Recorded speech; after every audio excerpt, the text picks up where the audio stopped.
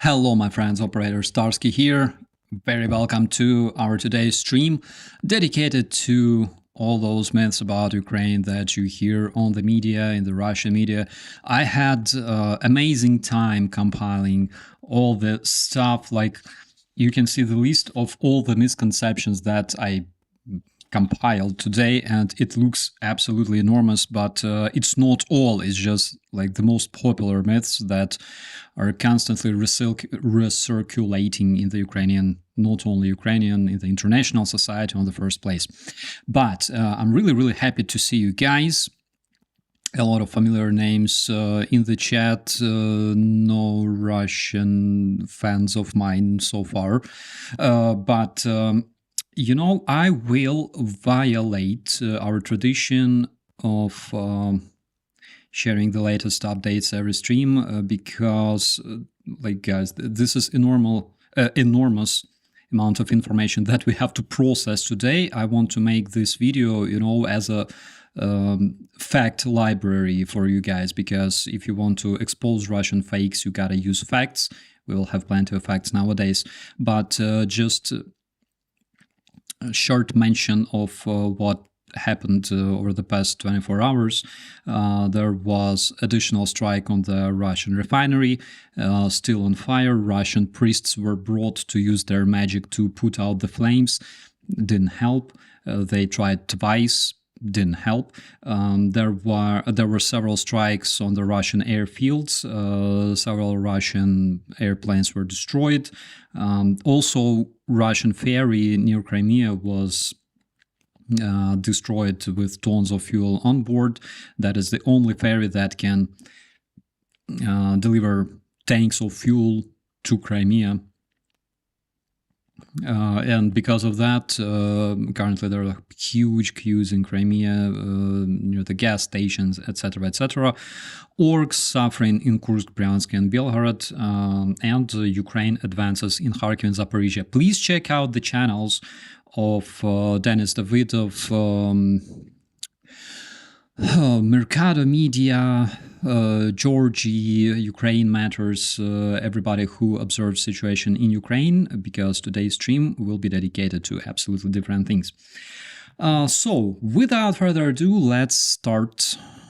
And we will start with probably most popular misconception about Ukraine, guys, which is Ukraine, most corrupt country in Europe. And I can debunk it straight away, okay? We already did it several times. So here, oh my God, here we have corruption perception index. This is, my friends, this is Transparency International. We have a lot of countries here on the left. We can see the list. And let's check out Ukraine in this list. So guys, this is the index of transparency. The bigger the number, the smaller the transparency, okay, in the country. First place, you can see Denmark, Finland, New Zealand, etc., etc. So Ukraine is, it ranks 116th, and score is improving. For example, if we compare it to Russia, it ranks 137, and its score goes lower. So that is one thing. And another thing, oh my God, I had it right here, but just give me a second. I will be like blasting all those fakes in just a couple of minutes. Why didn't I save it? Or did I? Yeah. So here we have this beautiful list of countries. Again, this is according to Transparency International, and those are the countries that once were like Ukraine before joining the European Union.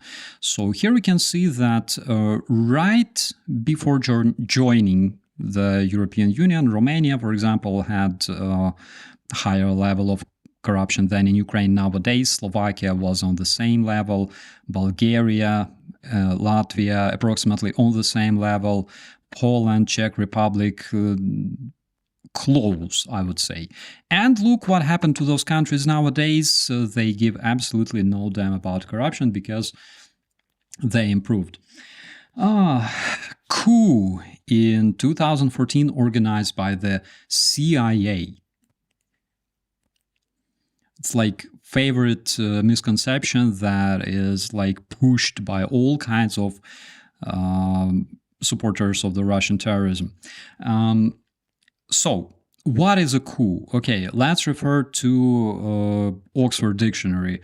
Coup is when you have a single force, like a party or religious organization or whatever, some kind of organization that removes the government and takes control over a country. What is revolution? Revolution is basically organized by a huge amount of different people, different organizations, non-government organizations, churches, etc., etc. The people, the society, right? And which exactly force took power in Ukraine in 2014 after this coup?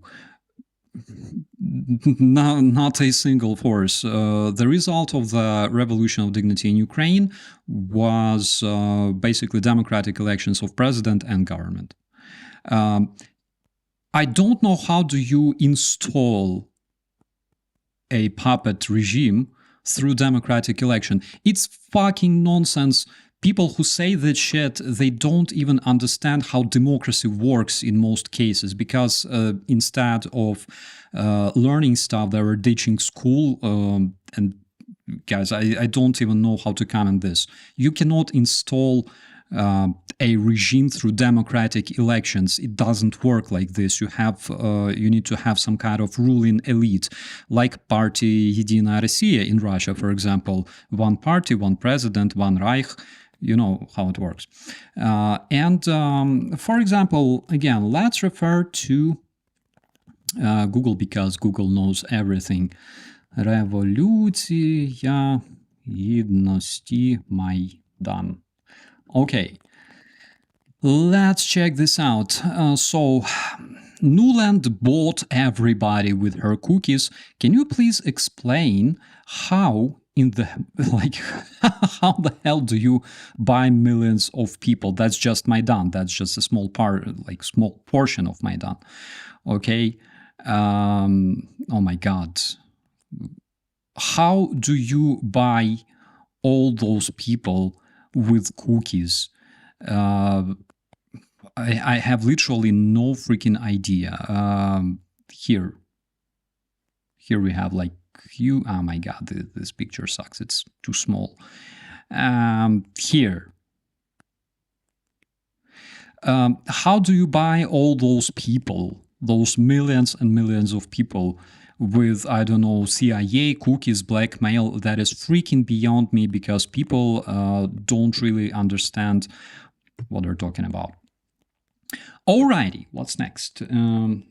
Legitimate President Yanukovych. So, according to bullshitters, Yanukovych was a legitimate president and he was removed. So, yes, elections in Ukraine were recognized by the international society, international community, after the presidential elections in 2010, 11. Anyways, but what President Yanukovych is known for? He's known for forging elections in 2004. Okay, there was a trial and he lost trial because trial recognized that elections of 2004 were forged in Ukraine and Yanukovych was responsible for it. And I will also just briefly show you one interesting thing that, again, it's like you can find it in the internet literally anywhere. My God, where is it? Here, for example, this is Ukrainian news website. As soon as Yanukovych fled from Ukraine, and just to remind you, he fled 2 days after Russia started annexation of Crimea. This is Tyachev. Tyachev is West Ukraine. Ukrainian activists raided the office of party of Yanukovych, party of region. Inside of this office, they found stamps of election committees of all oblasts of Ukraine. There were dozens of those stamps. Stamps of election committees of all oblasts of Ukraine were found in office of the party of the president Yanukovych, who fled to Russia. So I think that we debunked this one as well. Ooh, this is a very intensive marathon here, guys. Odesa fire 2014. So according again to pro-Russian bullshitters, Ukraine initiated burning of poor pro-Russian activists, not pro-Russian activists, but Russian-speaking people of Odessa. They died in fire, and Ukrainian Nazis were burning them with Molotov cocktails. Guys, I already made a video debunking this crap, and just to remind you, I have it right here. Okay, let's check it out. Just be like, Ukrainian Nazi killed peaceful Russian protesters in the Odessa fire. In 2014, the peaceful Russian protesters brought weapons and Molotov cocktails to murder the pro-Ukrainian people in Odessa, mostly Russian-speaking, by the way. After capturing the labor union building in Odessa, they brought fuel and other flammable components to make more Molotovs, and obviously toasted themselves, which was proved by numerous international investigations, including the report published by the And here, by the way, dear friends, you can see that very moment when the fire in that trade union building starts inside, not outside. This fire right here on this video starts inside of the building, and later it spread throughout the building, killing those poor Russian-speaking people. Like a lot of people in Odessa speak Russian. Who cares? OSCE, stating that the fire started in the corridors of the first and second floor of the barricaded building. The Ukrainian protesters actually tried to help stupid separatists when they saw them burning, which is proved by numerous videos available online showing the activists saving the Russians from fire. We're human, after all. That is just to remind you what happened in Odesa, India. There was a bunch of armed goons. A lot of them, by the way, came from other regions. A lot of them, by the way, came from Russia, literally, like Arseny Pavlov, who later was eliminated. Arseny Pavlov, one of the leaders of Russian terrorists in Ukraine. They brought weapons. They started shooting people. Of course, shooting people usually results either in people running away, but because it's Ukraine, people started fighting back, and they started throwing all kinds of stuff at those people. But Russian terrorists brought all kinds of Molotovs to the building, and they toasted themselves. This is reality, and this is confirmed. Next up, Nazi in Ukraine. Oh my god, favorite topic. So, Nazi in Ukraine. When people talk about Nazi in Ukraine, of course, on the first place, they always mention glorious Azov regiment. I don't know why they call it battalion, apparently because people who never served in the army, they don't understand the difference between battalion and regiment. Like, the difference is so small, like 300 people or like 2,000 people. But first of all, how many people are there in Azov? In 2021, in December, they announced recruiting for the 3rd Battalion. Battalion is approximately 350 men, like roughly speaking. And they announced recruiting for the 3rd Infantry Battalion. So let's say around 1,000, yeah? Insane number, like whole Ukrainian army Nazi.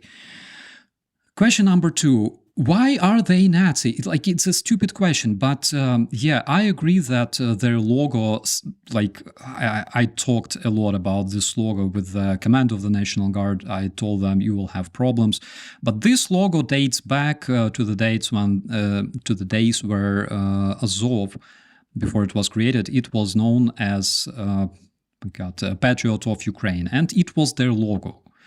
Since the time they were civilians.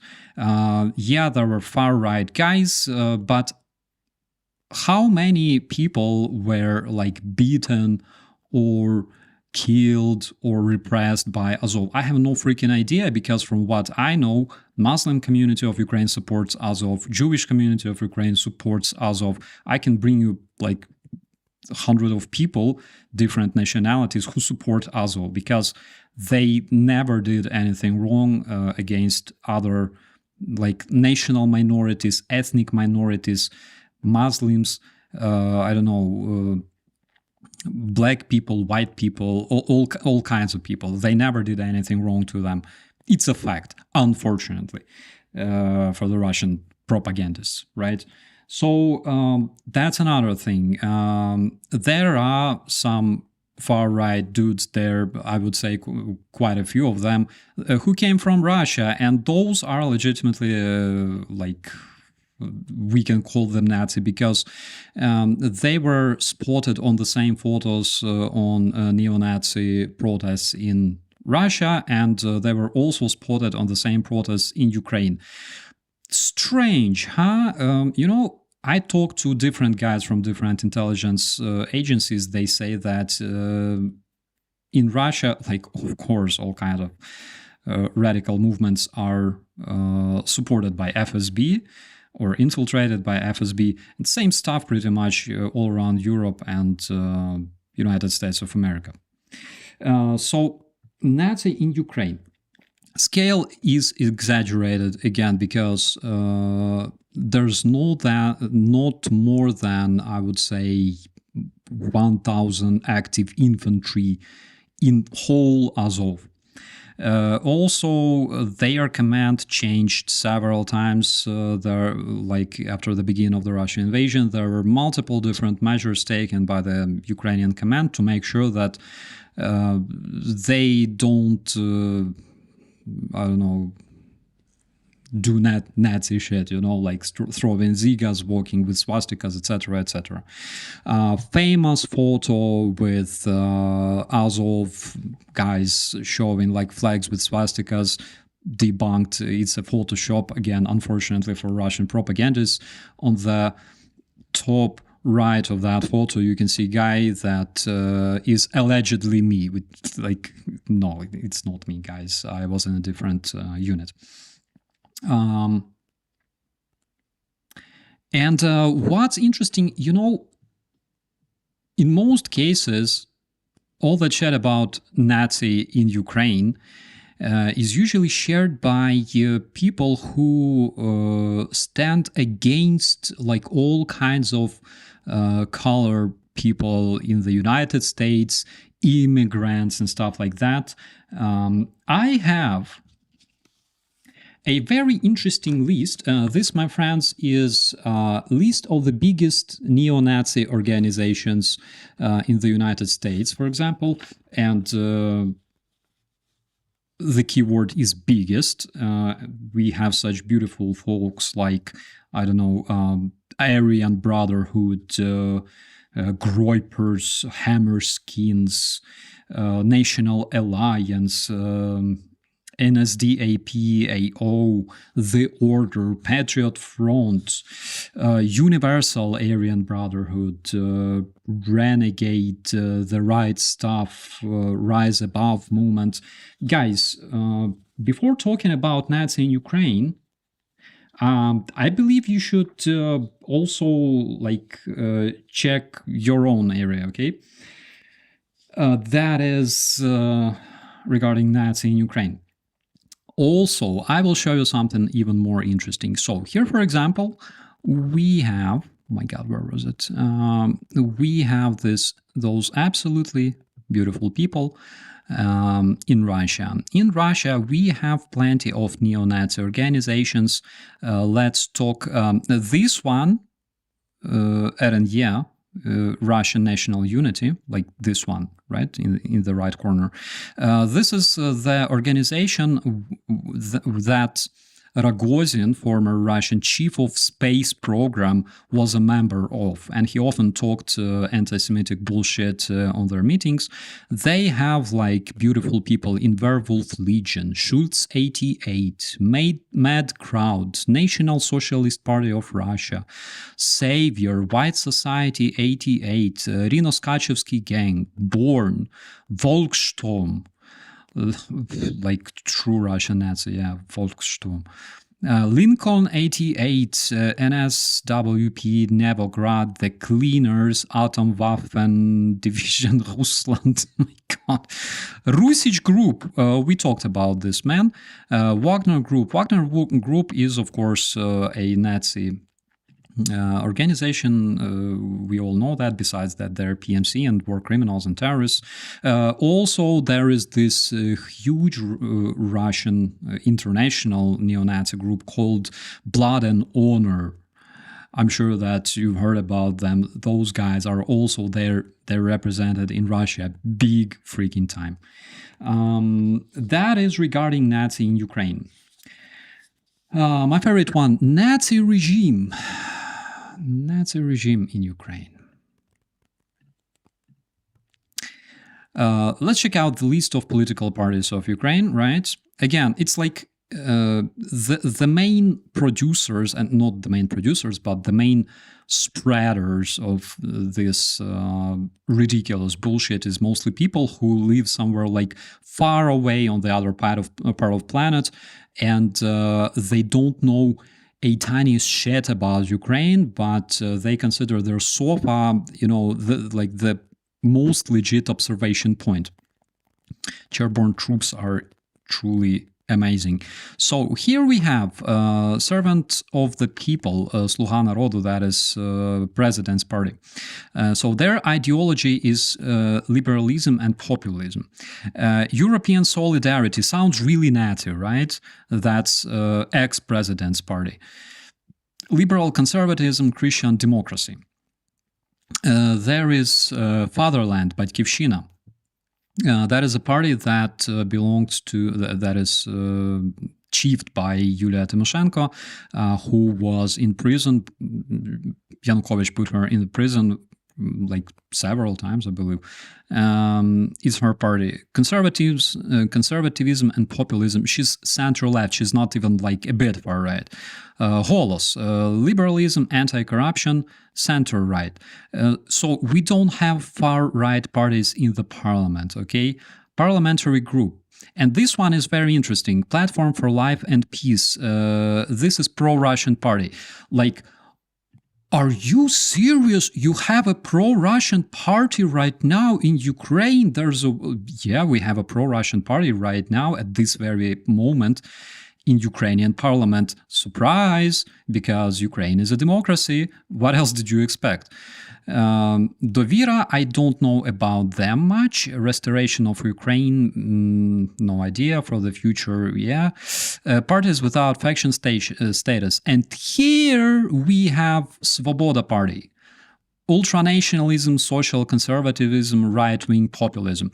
So the most the most extremist right stuff I've heard about them was they criticized Ukrainian, one of their guys, criticized Ukrainian singer, oh my God, I forgot her name. Because she was African Ukrainian and there was a question raised if, can she represent Ukraine on Eurovision? I think there was this committee, etc., etc. And one of those guys said very stupid stuff that she cannot represent Ukraine because she's African Ukrainian, and everybody were like, "Dude, like this is the most ridiculous shit we have ever heard," like literally. And like whole society was like that. So those guys are represented by one member of parliament right now. Not 450, not 10, freaking one. One dude, one far-right dude is currently in the Ukrainian Verkhovna Rada, in the Ukrainian parliament. How many far-right people are there in, for example, European Parliament at this point? How do you think? So let's close this. And again, Nazi in Ukraine, guys, Jewish President Zelensky, Crimean Tatar Minister of Defense of Ukraine, right now he's Crimean Tatar, he's Muslim. Like, come on, are you serious? Ukraine running out of soldiers. This one is interesting, but it's based on data provided by individuals like Colonel McGregor. Colonel McGregor is a populist. He says bullshit, like absolutely nothing of what he said about Ukraine, none of his predictions regarding Ukraine were true. Like nothing happened at all. As soon as the Russian invasion started, he predicted that Ukrainian troops would give up in 2 weeks because they are already like being obliterated and they give up. And all the Ukrainian people who expect Russians to come and liberate them from Jewish Nazi Zelensky, they will be applauding Russian invaders and like 2 weeks. So 2 weeks turned into 200 days, then like 500 days. Currently, we're running like towards 1,000 days, and yet Ukrainian army didn't capitulate because Colonel McGregor like literally sucks balls with his predictions. He's not an expert in this case, guys, but individuals like him used to say that Ukrainian losses are like thousands of troops every single day, like dead. And according to those people, I made like calculations, and according to those people, in 2023 already, we would have more than 1 million people dead, several millions wounded, empty streets, hospitals overloaded with people, absolute collapse and everything else.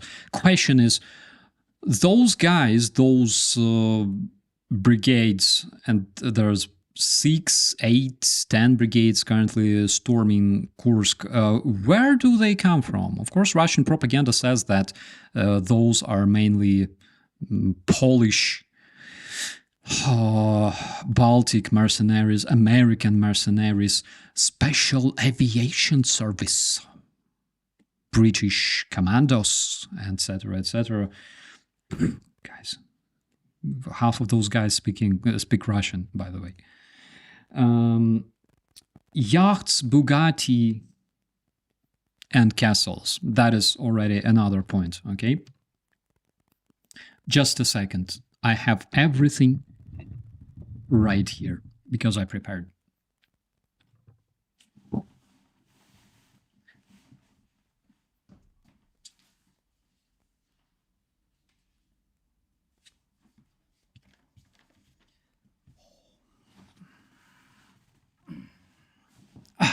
Okay.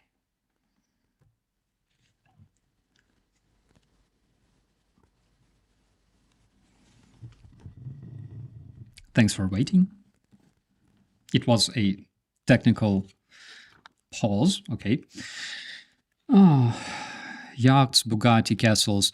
Of course, Russia produces a lot of fakes that originate on unknown resources and later get absolutely insanely multiplied in Russian resources, and from there they go to Western resources. So in October last year, there was an update that President Zelensky purchased 2 luxury yachts. Those yachts are still for sale. They're still up for sale on that website. You can check it yourself. It was confirmed by dealership, and also the dealership confirmed that Zelensky didn't buy those. How could he buy those yachts if they're on for sale? Bugatti. So there was another fake that Zelensky, the first lady, bought Bugatti. Really nice car.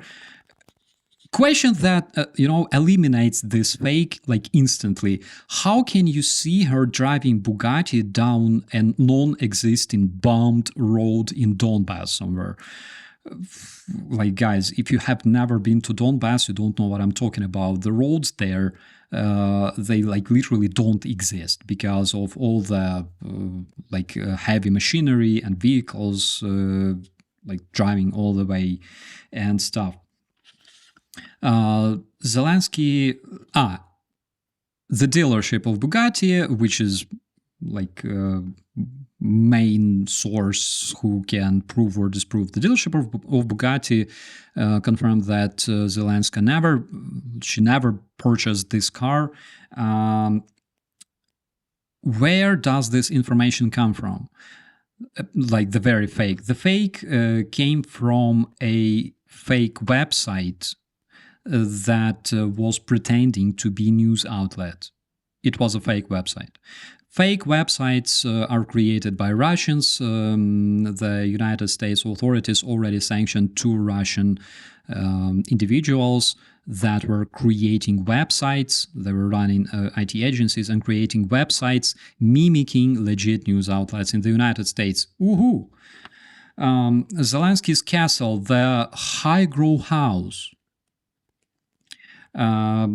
This castle is not purchased. It's confirmed by the owners of this castle, their majesties, King Charles III and Queen Camilla.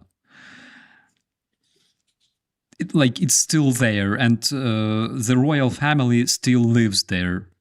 I don't imagine Zelensky, coming there with his family and throwing respectable royal family outside. That would literally destroy me.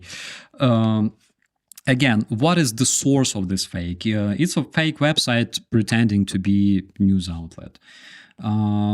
So 20th of March 2024, the U.S. Treasury Department imposed sanctions against two Russian citizens and their Russia-based companies accused of impersonating legitimate websites, specifically Social Design Agency and its founder Ilya Gambashidze. I talked about this individual on the stream.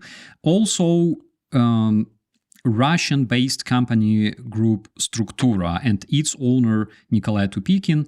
Again, I talked about them, and those companies are known for servicing Russian government.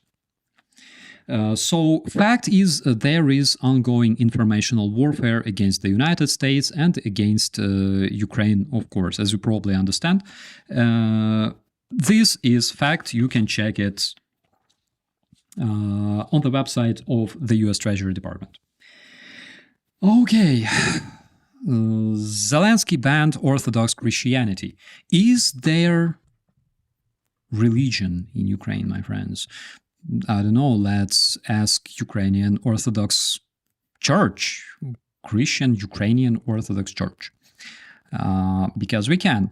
And here we have a website of Orthodox Church of Ukraine that is still running. And you can see the recent news made, unfortunately it's not in English, but I will translate it for you. Recent updates made today, yesterday, and the day before yesterday. They are active, they feel fine. There's plenty of people attending the Orthodox Church in Ukraine.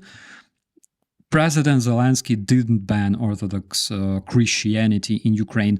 Yes, FSB structure known as Russian Orthodox Church was given a choice to either join Ukrainian Orthodox Church or GTFO, and they have, guys, 9 months before taking this decision. Yes, there is Orthodox Church in Ukraine. It's Ukrainian Orthodox Church. Even if Russian Orthodox Church disappears, there will still be Ukrainian Orthodox Church in Ukraine, I swear. I will attend it myself and make videos for you guys. Orthodox Christianity.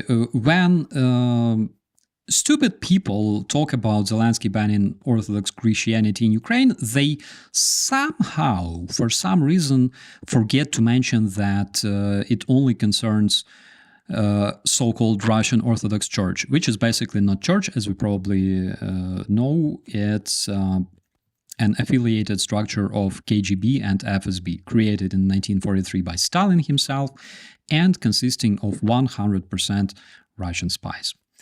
No freedom of speech in Ukraine. I love this one. So, according to people who know absolutely nothing about Ukraine, there is no freedom of speech in Ukraine. So, if you go somewhere on a street, like in Russia, and start criticizing Ukrainian government or president, like in Russia, you will go to jail, like in Russia. However, it's a bit different in Russia, because if you go on a street and hold an empty banner in Russia, you will get arrested regardless. Okay, because you cannot just go and protest on the streets in Russia. In Ukraine, we can, however. So, regarding the freedom of speech in Ukraine, you know that I'm running Propaganda Study Institute, and together with me in this team, there's 3 other people. That is Mirko, Bogdan, and Olena. Bogdan and Olena are journalists, and they have different awards for being honest and objective journalists and providing people with information like like pros. Okay, so those guys are enormously popular in Ukraine. Everybody knows them. Bogdan is probably the biggest critic of Zelensky I know personally. Not only Zelensky, but people from his team, and we have a lot of news like emerging recently about some of them being arrested for corruption, like Tishchenko and other guys, and it's a proper thing because during the wartime it's a proper thing to make sure that you fight corruption, that corruption is not helping your enemy, the invader, right? Which is exactly the case in Ukraine, for example, because we know that Russian corruption is our biggest ally, right? So what is freedom of speech in a country? One of the best indicators of freedom of speech is independent media. So, for example, we have my God, Censor. Censor is a Ukrainian website which is completely oppositionist. The chief of this website, Yuri Butusov, he's known for being on the front line without going home since the beginning of this invasion. Currently he's in Kursk, by the way, talking about Ukrainian troops fighting in Kursk region of Russia. He's reporting from there. You probably saw him on the recent video where he attended the abandoned Russian FSB facility and things like that. That is Yuri Butusov. Again, he's enormously popular in Ukraine. The fact that he criticizes current government and president doesn't mean that he's a Russian asset. No, it's a proper thing in a democratic country. It's a proper thing. We have Censornet, that is one of the independent media. We have LBUA, Levy Bereg, another, I would say, rather oppositionist resource. I don't know if they're really oppositionists, but they are independent. They have their own point. There is Ukrainska Pravda. That is another resource. Again, we can see reports about Zelensky, reports from Zelensky. There's articles against corruption in the team of Zelensky, the people that were arrested for corruption, etc., etc. Everything is published there on this resource. You can check it yourself. So there are independent media in Ukraine, as you can probably see. That's literally 3 examples. There's many more of them. But the main point is, in Russia, for example, you cannot find them. Those that are active, Medusa or Rain, they broadcast from Amsterdam. They're not in Russia physically because they're afraid that they will die. What's next? No opposition parties. Well, as you could probably see, there is oppositionist pro-Russian party, that is Platforma za Życia. Where was it? Did I close it? Yeah, list of parties. Here we have those guys. Platform for Peace, that is pro-Russian party. We don't have a lot of those guys, okay? We don't have a lot of pro-Russian parties in Ukraine. Why is that? Why we don't have a lot of pro-Russian parties and movements in the country invaded by Russia? Well, basically because people hate Russians right now.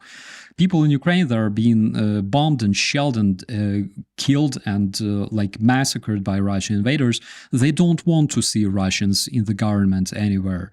They have their small electorate, and they're represented by 23 members of parliament out of 450, okay? But generally, Ukrainians don't really want to see them. Just like during the World War II in the United Kingdom, people didn't really want to see people from Nazi Party of Great Britain being represented in their parliament or in the United States, right? What else do we have? Zelensky cancelled elections. Yay! So as soon as the war started, Zelensky said, I want to rule forever and I will cancel elections until the war ends. And because I want to rule forever, I don't want the war to end. So again, when pro-Russian bullshitters say that Zelensky cancelled elections, that is literally what they say. Zelensky himself said that there will be no elections. Forget about them. Let's check out Ukrainian law, shall we? So here I'm at the website of Verkhovna Rada of Ukraine. We have English version. I'm not sure if it will show the... Yeah, no, it won't show. It will only show the menu, but not the law. But Chapter 19 of the law, which was, by the way, my friends, adopted in 2015, which was like 4 years before Zelensky became a president. Chapter 19 of the law. My God, Chapter 19, come on, show up. Where are you? Don't hide from me. I'm good. So, Chapter 19 of the Law of Ukraine, adopted in 2015. During the martial law, it is forbidden to change Constitution of Ukraine, to change Constitution of the Autonomous Crimean Republic, to elect President of Ukraine, also elect the members of Parliament of the Verkhovna Rada of Ukraine, and Autonomous Republic of Crimea, and blah, blah, blah. It is also forbidden to hold all Ukrainian and local referendums. It is also forbidden to have like strikes and mass actions, like meetings and different other actions.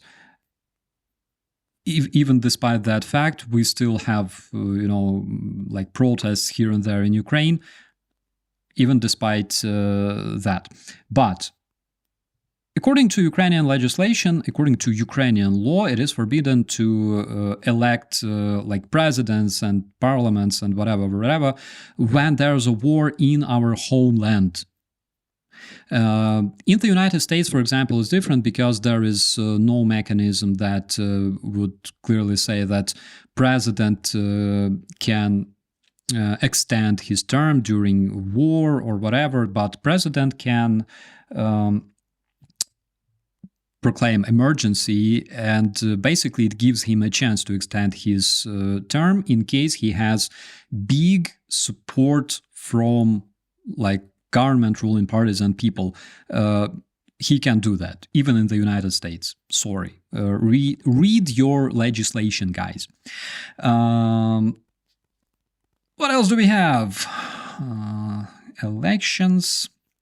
There was a commentary from an extremely deluded person, I believe from United States. I can be wrong though, but I believe so, who said that Ukrainian citizens cannot bear arms in Ukraine because Ukrainian government is so much afraid of its citizens that you cannot have weapons.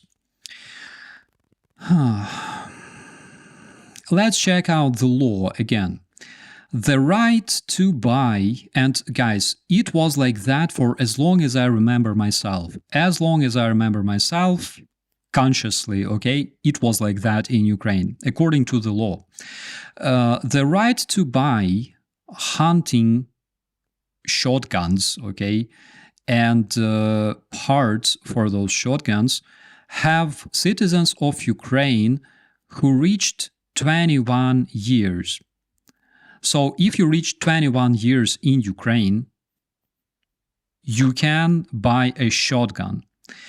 Hunting rifled weapons and parts to those weapons, 25 years old. So if you reached 25 years old, you can buy yourself a rifle.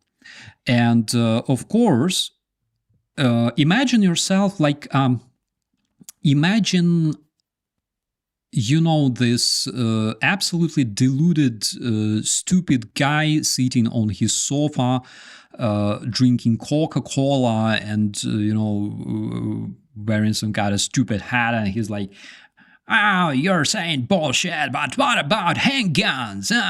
You cannot have handguns." Yeah, like, guys, of course, buying handguns will save you big time during like full-scale invasion. Handguns are most reliable weapon and most effective weapon against like Russian armored vehicles, Russian tanks, Russian artillery. If somebody attacks my city, I would be happier. And I can talk about it because AK, like in the army, was always my weapon number one. It was my primary weapon. I would be much happier having like a rifle that would allow me to eliminate enemy at a range of 400 meters. That is my effective range, okay? And it's a range of direct shot in AK-74. Rifles, shotguns for like close quarter battle, yeah. Handguns, come on. Handguns, like if you want to show off, you can have handgun, I don't know. But generally it's like that. In Ukraine, if we have a fight on a street, we don't go like shooting people. We like punch each other sometimes because majority of Ukrainians are good at boxing and kickboxing, Klitschko, Usyk, whatever. And it's a tradition in Ukraine. We are a nation of boxers and wrestlers that, I hate with all my heart and respect as a boxer. But we don't shoot each other. But in case of some kind of big snafu, we can use whatever we have, which is legit, like shotguns for close quarter battle and rifles to eliminate enemies at a range, which is legit. Okay. American biolabs. So Ryan Macbeth the other day made a really good video regarding American biolabs. Please check his page. You will find all the information about American biolabs because, again, according to Russian fascists, there's like 46 biolabs in Ukraine producing like combat viruses. Please check his video where he explains why it's impossible. And you will never find a military biolab in Ukraine because it doesn't exist. Like, show me at least one, okay? And I will tell you why you suck. Not you, my dear friends, but I'm talking about deluded people. So, American biolabs. American biolab, military biolab is it's a complex of facilities with all kinds of filtration facilities, with all kinds of security, etc., etc. There are some footages available online of people like walking into like biolabs in Ukraine and showing around. In real life, if you try to enter a military facility, and especially like military biolab, I give you, I guarantee that you will fail, okay? You cannot just walk everywhere, it's a regime object, it's that there's a lot of security involved. You cannot just walk in there and expose everybody. You see this basement, this is where they make combat viruses that only kill Russian people. Okay, let's check out another one. Ukrainians bombed Donbas for 8 years. And guys, I made a video that is available on my website, on my channel. You can find it.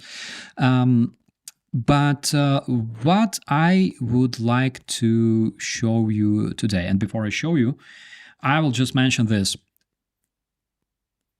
all the people that were massacred by Ukrainian nationalists in Donbas only exist in people's imagination.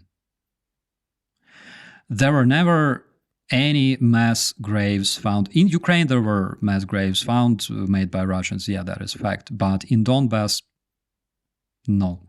If they had they ever found at least one mass grave of tortured and killed Donbassian people, they would invite all kinds of OSCE representatives, all kinds of international journalists, and they would expose the horrible truth. Never happened. OSCE monitoring mission was in Donbas for a freaking decade. They have never reported anything like that. How many people died in 8 years of the war in Donbas? Let's check out the United Nations. So according to the United Nations, in 8 years of war in Donbas,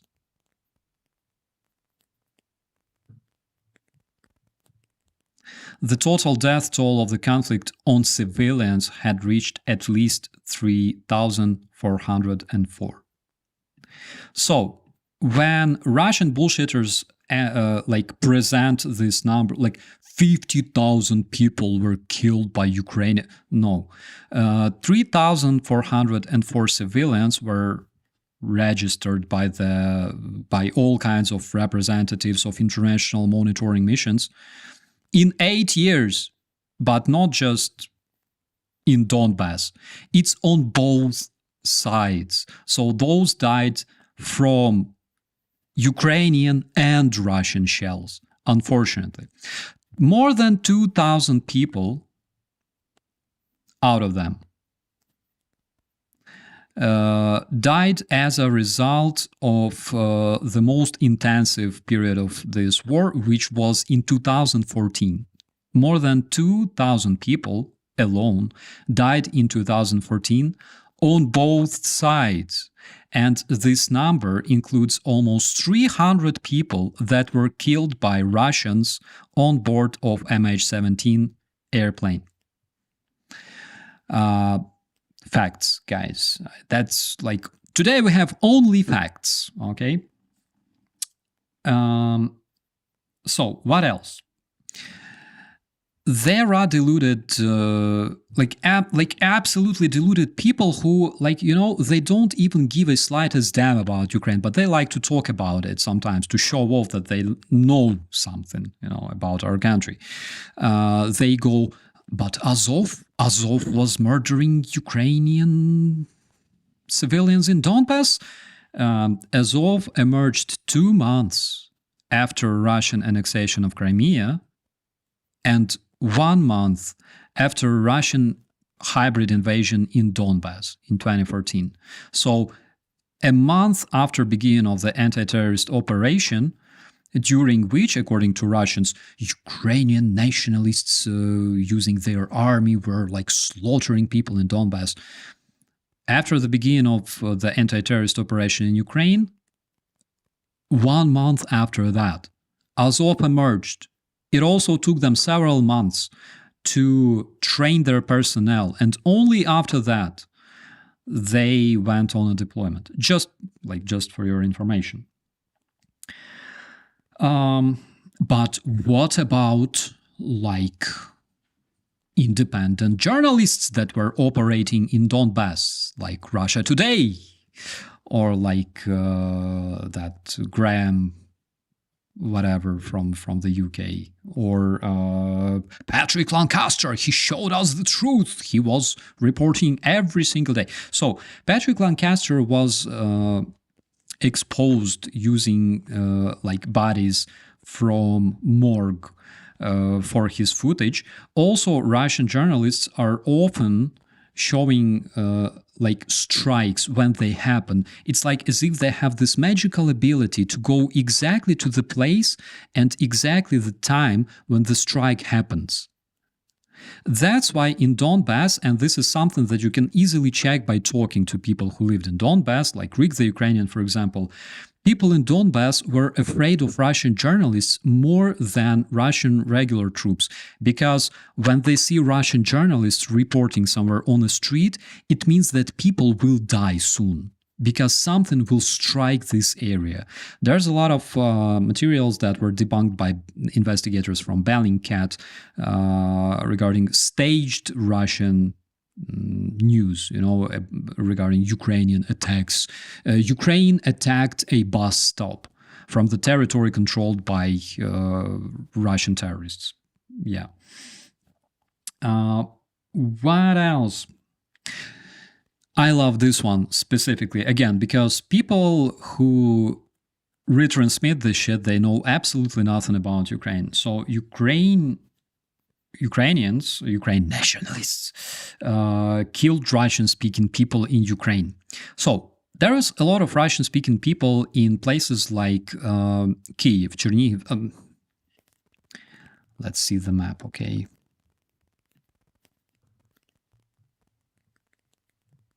So we have Kyiv, Chernihiv, we have Sumy, we have Poltava, we have Kharkiv, we have Dnipro, we have Kryvyi Rih, we have Mykolaiv, Zaporizhia, Kherson.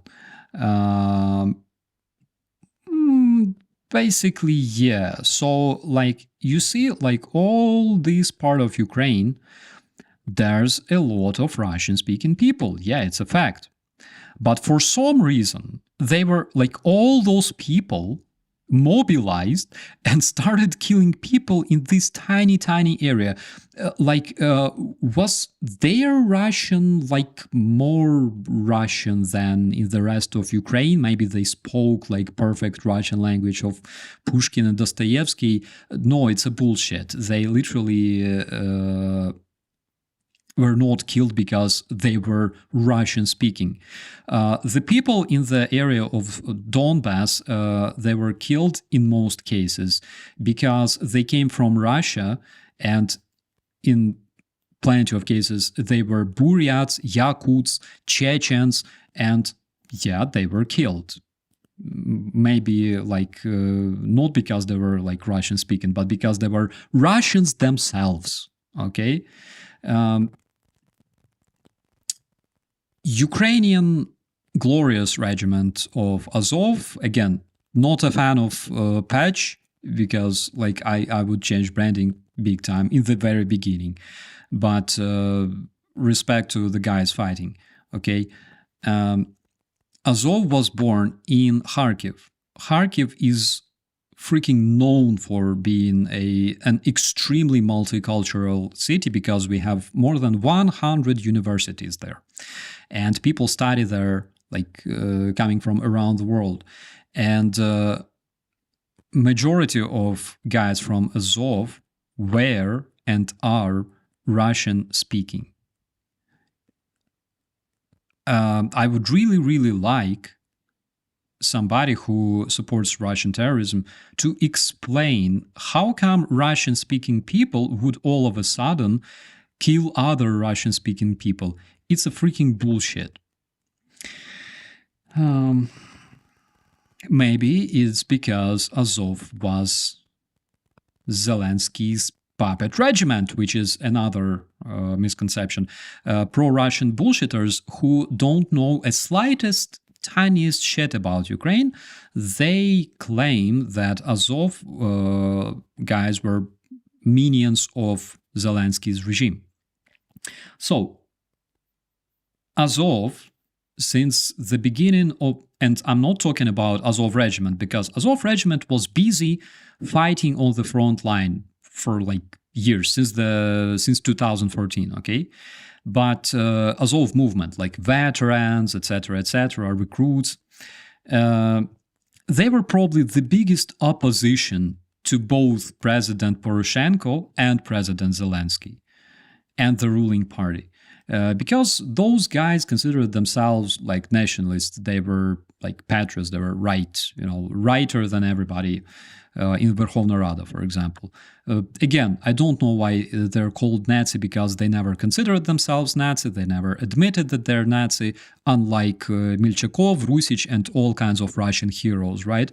At the same time, they never attacked other races or ethnicities or religions in Ukraine. Honestly, show me an example, please, because I don't know any cases. But they were always in the opposition to current government and president and previous ones. Probably something you didn't know, but they were in opposition.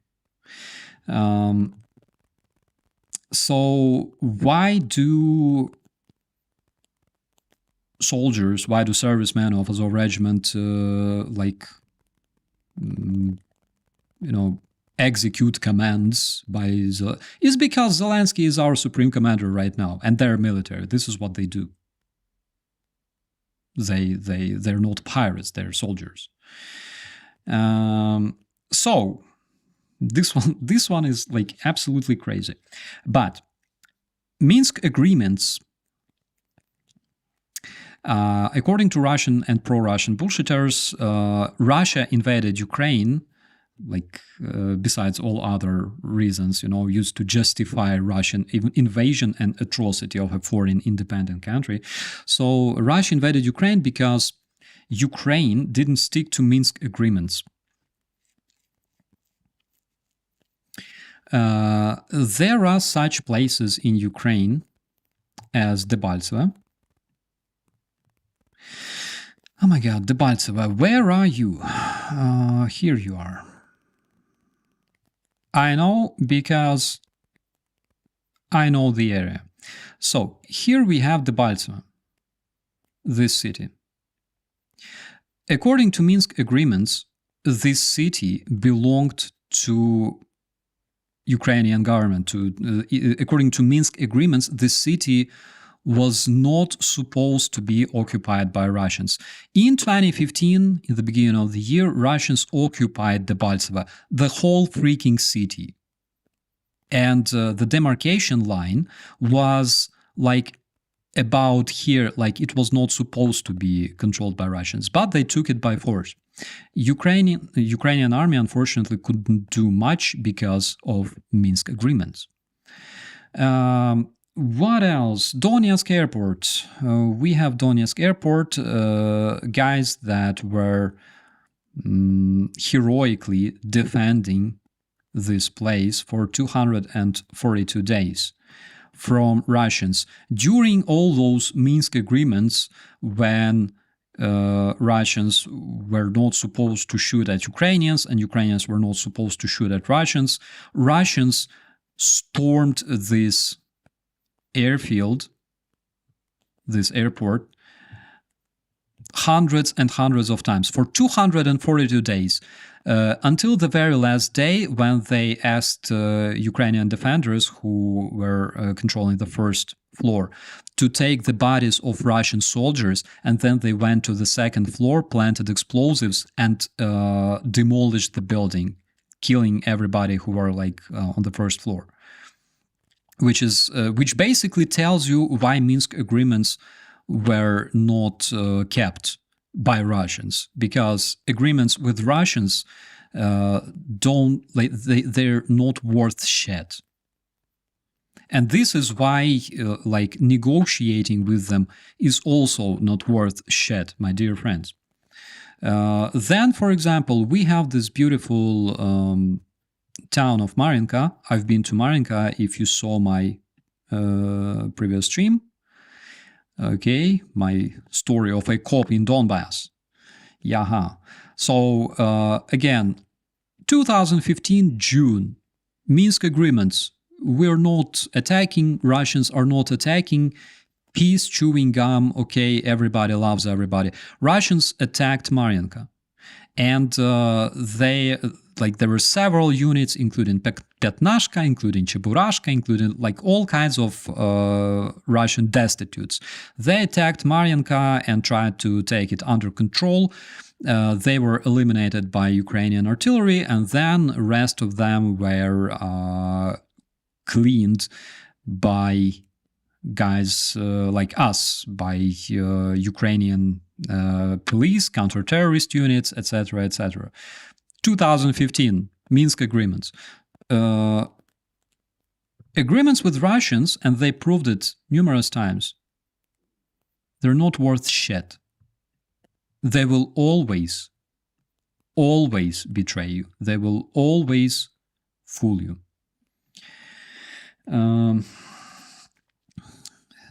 One of my favorite myths is NATO expansion. Again, according to all kinds of people who are, into like those conspiracy theories, etc., monkeypox, Nuland cookies and shit, they go NATO Russia invaded Ukraine because Ukraine was gonna join NATO. So first of all, nobody can provide you with the information when exactly was Ukraine supposed to join NATO. Nobody would provide you with any decision made by NATO Assembly to accept Ukraine into NATO, because it never happened. Even more than that, even if in 2021 Ukraine would be granted NATO membership, like, welcome, join us. I believe that majority Ukrainians would vote against it, because NATO membership is not something, NATO says, you're NATO now and Ukrainians obey. No, it doesn't work like that. There must be referendum. It's, again, because deluded people and generally stupid people don't know much about like real life. They think that NATO expands. NATO can like swallow other countries and make them their members, forceful. Only Russia does that, actually. In order to become a NATO member, you have to go like long path. Ukraine walks this path since 2008, and there's still decades to go. Seriously, even after, even if this war ends tomorrow, I don't think that Ukraine will be accepted into NATO in the nearest decade or two, because it's not that easy. So majority of Ukrainians, as far as I remember, like good half Ukrainians, according to the polls, they did not support joining NATO in 2021. Prove me if I'm wrong. Also, there is a document that doesn't exist, okay? That states that NATO must not expand eastwards. There's a document that exists regarding the future of German soldiers, German militaries in the Eastern Germany and things like that. But this document doesn't say anything about NATO expansion, because NATO expansion is something that doesn't exist on its own. No, it's a fantasy. So according to conspiracists, there is this document that was signed. It's the most famous document in the world, I'm telling you. There is this document that was signed by everybody, including Gorbachev, that would say that NATO must not expand eastwards, not an inch. So unfortunately, you cannot find this document on Google because it doesn't fucking exist. There's no such document. Gorbachev himself, and you can find this. Yeah, you can indeed find this. Gorbachev himself, in his interview to the Western media, he stated that nobody during the negotiations before the collapse of the Soviet Union with the Western partners, etc., nobody even mentioned NATO expansion. It didn't happen. If you don't believe Gorbachev, then I don't really know what to tell you, like, seriously. NATO expansion. Guys, Gorbachev himself denied that they were discussing the problem of NATO expansion. Putin himself, numerous times before he went nuts in like early 2000s, Putin himself said that NATO, he doesn't consider NATO his adversaries, and he doesn't consider NATO expansion a threat to the Russian Federation. I can freaking show you that. Ukrainians sympathized Nazi Germany. One of the biggest bullshit is that because Ukrainians sympathized Nazi Germany in the World War II, we should not support Ukraine because they were like enemies of democracy. So I will show you this real quick, okay? It's a Russian/German parade in the occupied Brest in Poland, 1939.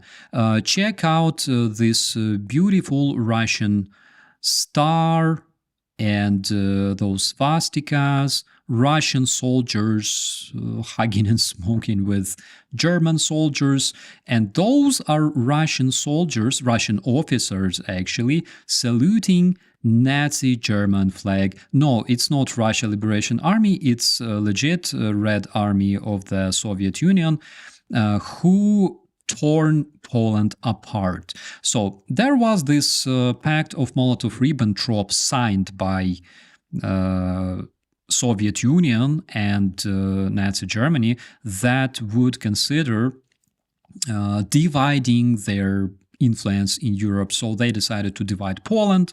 They invaded simultaneously, basically. They considered them like each other, like their biggest friends and allies for years before Hitler invaded Soviet Union.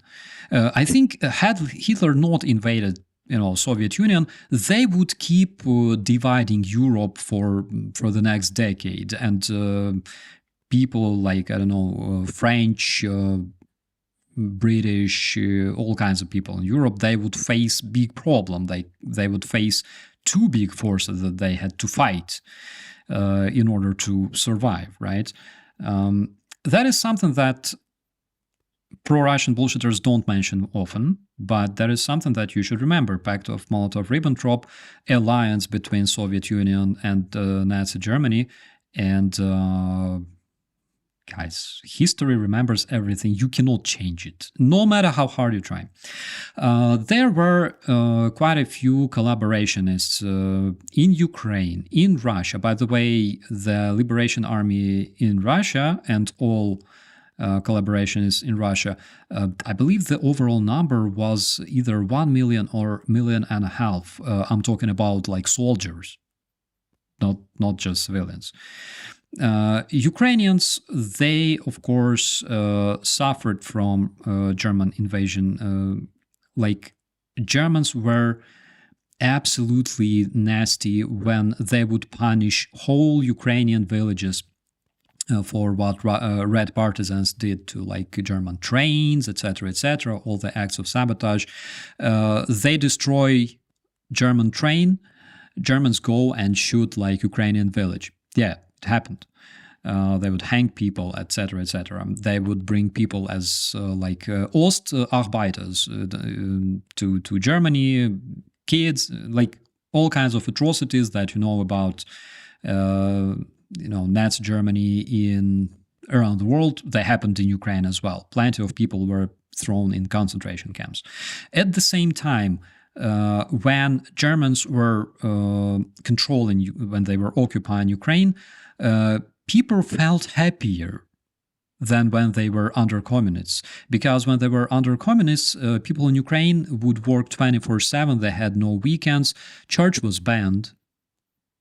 And when Germans occupied Ukraine, they introduced such impressive thing as weekends, like villagers, you can rest Saturday, Sunday, and they introduced church. You had freedom of religion.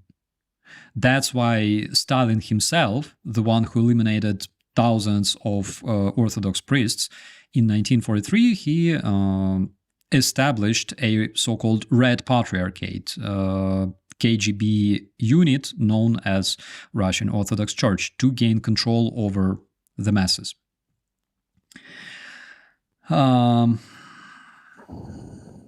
Parade in Brest. Guys, whenever you hear about Ukrainian collaboration is in like Ukraine, just remind those deluded people about Russian alliance with Nazi Germany and Russian military parade in Brest together with Nazi Germans. Just you know, to activate some thinking processes, it might be helpful. By the way, 1943, there were those massive fires in the Nazi-occupied Kiev, and those fires were conducted. Those explosions, they were introduced by Red Army. Red Army destroyed Krещатик, main street of Kiev.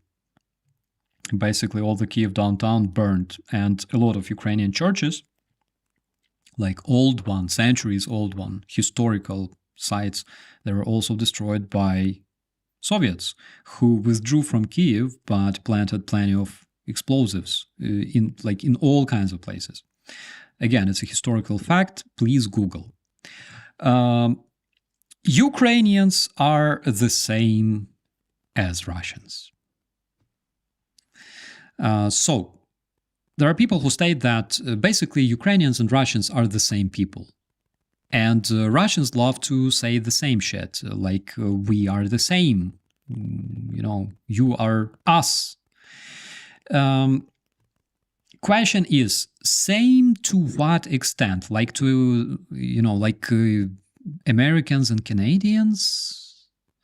Or like Spanish and Mexicans, or because, you know, we're like primarily white in Ukraine and they're primarily white in Russia or something like that, which is bullshit, by the way, because Russia is 50% is Muslim.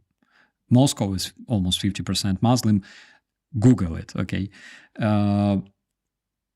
So why are we the same? It's, I don't know. So let's talk about nation. My dear friends, what is nation? So there are 4 features that define, actually, like 4 main and 5th secondary, okay, that defined nation. It's a language, history, ethnicity, I would say culture and language, basically the same, and territory. So it's language, history, language and culture, history, ethnicity, well, you know what I mean. These features define your nation. Okay, if you have language, Ukrainians have language, and Ukrainians had language for freaking centuries. Ukrainians have their own history, which starts approximately 600 years before Moscow emerged on map, which starts in Kiev. Ukrainians have their own ethnicity, and it's not just one ethnicity. There's plenty of people, plenty of Slavic tribes who lived on the modern territory of Ukraine. There were Tripilians who lived on the territory of Ukraine like thousands of years ago. We don't know much about them, but we all have their genome. So we have our own ethnicity. Also, we have like Crimean Tatars who lived on the territory of Crimea for like thousands of years. Yeah, they're different ethnicity, but they're part of our nation. We are Ukrainians, us and them. We have our culture. If you don't believe that Ukraine has culture, check out Ukrainian cuisine, okay? At least. We have a lot of classics, we have poets, we have artists, we have Oh my God, music, we have everything that can be defined as culture and art. Territory, we have established territory and internationally recognized borders that were, my dear friends, the international recognized borders were recognized by Putin himself in 2003. In 2003, he met our President Kuchma and they signed memorandum of recognizing each other borders, including Crimea, part of Ukraine. Again, this is something that Russians don't often like to talk about, like meh. Also, we have this absolutely amazing referenda that happened in 1991. And here on this map, you can see votes. And down there in Crimea, you can see that 54% of Crimean citizens and 57% of Sevastopol citizens in Crimea voted to run away from Russian Empire because, we had enough. We were occupied by Russian Bolsheviks for 70 freaking years and several centuries more by Russian Empire. We had enough, and everybody voted to become an independent country, which is another misconception that Ukraine is not a real country. So we already know that Ukraine is a nation. We have plenty of ethnicities on the territory of Ukraine, including Greeks, Germans, Poles, Hungarians, Romans, Georgians, and even smaller ethnicities that live primarily in Crimea. I don't even remember their names, unfortunately. Crimean Tatars, of course. And also we are a country because we have government, working government. We had it for 30 years before Russia invaded, before they conducted full-scale invasion. 33 years, basically. And everything else, we have internationally recognized borders. Ukraine was a member of United Nations since 1991, I think. We can check it, but anyways, Google it for me, please. Ukraine, as soon as Ukraine became independent, our peacekeepers participated in peacekeeping operations of United Nations in former Yugoslavia, in Sierra Leone, in countries like Iraq and Afghanistan, where our guys were conducting demining operations. Ukraine has international partnership with fuckload of countries. Everybody knows us. We are good guys. We are your friends. We are big partners with the United States since 1994 and things like that. Generally, everybody knows Ukraine as a peaceful country with plenty of internal problems, of course. But generally, we're good guys. We're partners. We help during COVID. Our airplanes deliver humanitarian aid to all kinds of places: Indonesia, China, United States, whatever. So, yeah, we are a real country. Ukraine must be part of Russia. Decides who? Some fat fuck sitting on his sofa in a peaceful place, spoiled by peace and wealth. Or who? Who decides that Ukraine should be part of Russia besides Ukrainians? And Ukrainian decision, here it is. Okay, next one. Ukraine will lose anyways. You cannot win war against Russia, except if you are Afghani, then probably you will win the war against Russia and all its allies, all allied Soviet republics. Yeah. Russia's annual GDP is a bit more than $1 trillion. It's less than in Italy. It's 40 times less than combined annual GDP of European Union and United States that support Ukraine. Yeah. And I don't see why Russia even should be able to win this war, considering this very fact. Ukraine is currently supported by like 40 countries officially, like on the state level, and it's supported by more than 140 countries not officially, like in total, okay? 140 countries, and I'm talking about 140 countries that voted to condemn Russian invasion of Ukraine in the United Nations. And a lot of those countries sent humanitarian aid to Ukraine. A lot of them are like considered Russian allies, like Kazakhstan, country that sent plenty of generators for the Ukrainian civilians. So Russia is only supported by such amazing democratic countries like North Korea or like Bashar Assad's part of Syria, or Cuba, that is recognized as a terrorist regime, like Russia, by the way. So how come they win? I have no idea. Yeah, they have plenty of vehicles and tanks, because instead of investing into people's welfare, they invested in weapons. Yeah, it's true. But it doesn't mean that they can win the war.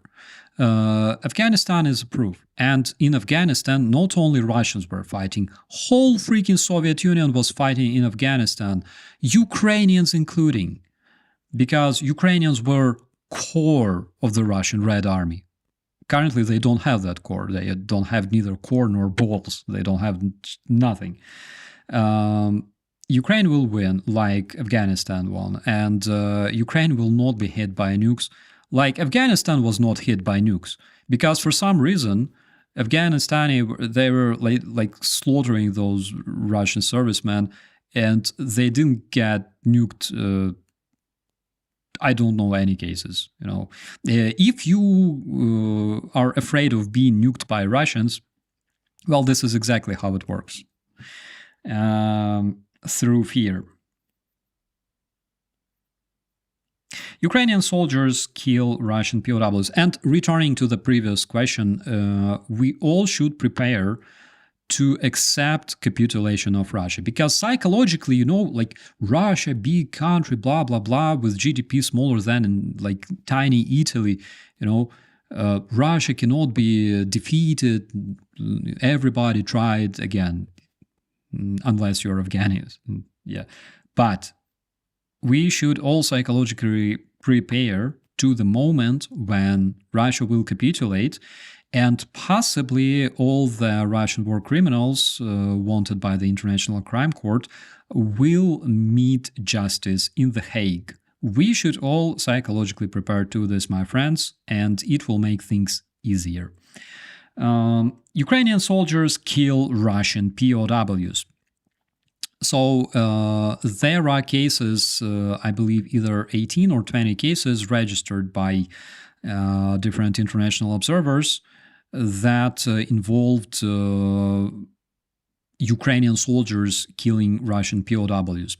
At the same time, Ukraine has thousands of Russian POWs that were captured on the Ukrainian territory, on the Russian territory, and everything is fine with those guys because they have access to international Red Cross services. Unlike Ukrainian prisoners in the Russian captivity, they have access to all kinds of people, all kinds of international organizations, all kinds of journalists, and there are much more evidence of Russians killing Ukrainian POWs than vice versa, which can be understood. And generally, guys, whatever shit happens to Russians after Bucha, after massacre of people around Kyiv during first months of occupation, after hitting Ukrainian children hospital, after destroying Kakhovka Dam, after all this shit, and after all kinds of informational warfare waged against your countries, my honest opinion as a person is that whatever shit happens in Russia is absolutely justified. 1,000 times. I'm sorry. But again, it's just my personal opinion. Let's not forget that we are civilized people.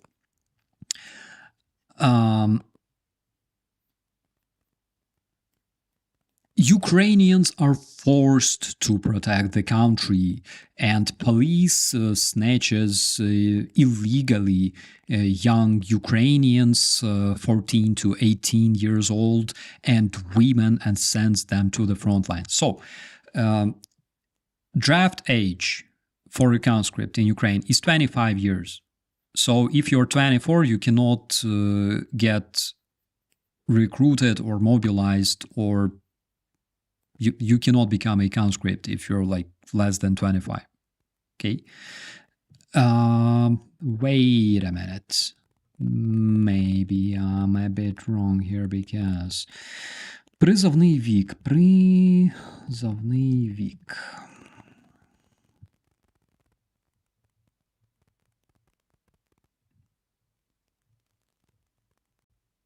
Conscripts can be recruited since 18, but you cannot mobilize nobody younger than 25. Okay? 25 years old is a maximum limit of being a conscript. If you're 26 years old, you cannot become a conscript. But if you're less than 24, you cannot get mobilized. Also, Ukrainian conscripts don't participate in combat. They're not sent to the front lines. Whoever says that is a complete moron. Ukrainian conscripts only participated in combat when they were stationed in a city that was attacked. And again, in most cases, they were evacuated, of course. What else can I say? You can become a contract soldier in Ukraine if you're younger than 25, but it's just your voluntary wish. If you volunteer to become a contract soldier and you're like 18 years old, you can do that easily. But you cannot get mobilized if you're younger than 25. Ukraine police snatches people on the street. They are hiding in the bushes, spotting helpless Ukrainian citizens, and they just grab them and throw them into the car and bring them straight to the front lines. So again, if you are younger than 25, you cannot be brought to police like that because you cannot be mobilized. If they arrest somebody, it's only because police in Ukraine has right to do so. If you avoid getting mobilized, you're violating the law. And if you're violating the law, police has right to detain you. Tell me this. Will you be arrested if you don't pay taxes? Will you be punished if you don't pay taxes? Remember, like Al Capone, that was arrested not because he was mafioso, but he was arrested because he avoided paying taxes. Like literally. In the United States, it's easy. In any country, you will be punished for not paying taxes, for avoiding it. And it's a proper thing because I would better spend those money on humanitarian stuff. I would do some good things rather than spending those money on my state. You're a freaking loser and a criminal, and of course you will get punished. You will get punished for violating law and running away from mobilization when your country is being attacked is violation of law. I can confirm as a person who served 9 years and had 9 years of combat deployments on the East. So there's law, guys. There's legislation. There's police that does its duties. Ukrainian nightclubs are thriving. Ukrainians massively party while like part of Ukraine is being obliterated. The other part is partying. So this one completely destroys the previous misconception that police is like snatching people, because like there's 500 people in the nightclub and police doesn't know where to find people. Come on, don't be funny. So let's check out this one. London Dancing 1941. Of course, I didn't change the language. Always happens. London Dancing 1941. Okay, and here we see thriving nightclubs of London during those massive bombings. What a shame. How could they do that? How could they be happy when they're being bombed? Because, my dear friends, this is exactly what you do when you are being bombed. If you want to save your sanity, you go and have fun. You go and have a good time with your friends, your family, your relatives, because there might be no tomorrow for you, okay? So have fun, relax, vent. People who say that Ukrainians should not celebrate because there's war, they don't know shit about war. They only saw war in like Call of Duty, in best case, okay? Or in like, I don't know, Hollywood movies, if they were lucky enough to see them. They don't know shit about war. There's, several veterans, who have never been to a real combat, and they don't know like shit about war. They don't know how it looks like. So celebrate, be positive, even if you're living your like last minutes of your life, until you can, while you can laugh, you're not defeated. Approved by Ukrainians. Helping Ukraine will provoke, and we already crossed the mark of 1 hour and 40 minutes. Oh my God, guys, it takes so much time. I literally collected like 30 main misconceptions about Ukraine. 30. Ukrainian propagandists are truly, like people with impressive fantasy. Impressive. And I must admit, 30 like misconceptions that all the world is talking about, that is impressive. Of course, having so many money spent not on Russian schools or heating systems or dams or like people welfare in general or like medicine or whatever, but on propaganda, that is extremely, extremely impressive. Helping Ukraine can provoke World War III.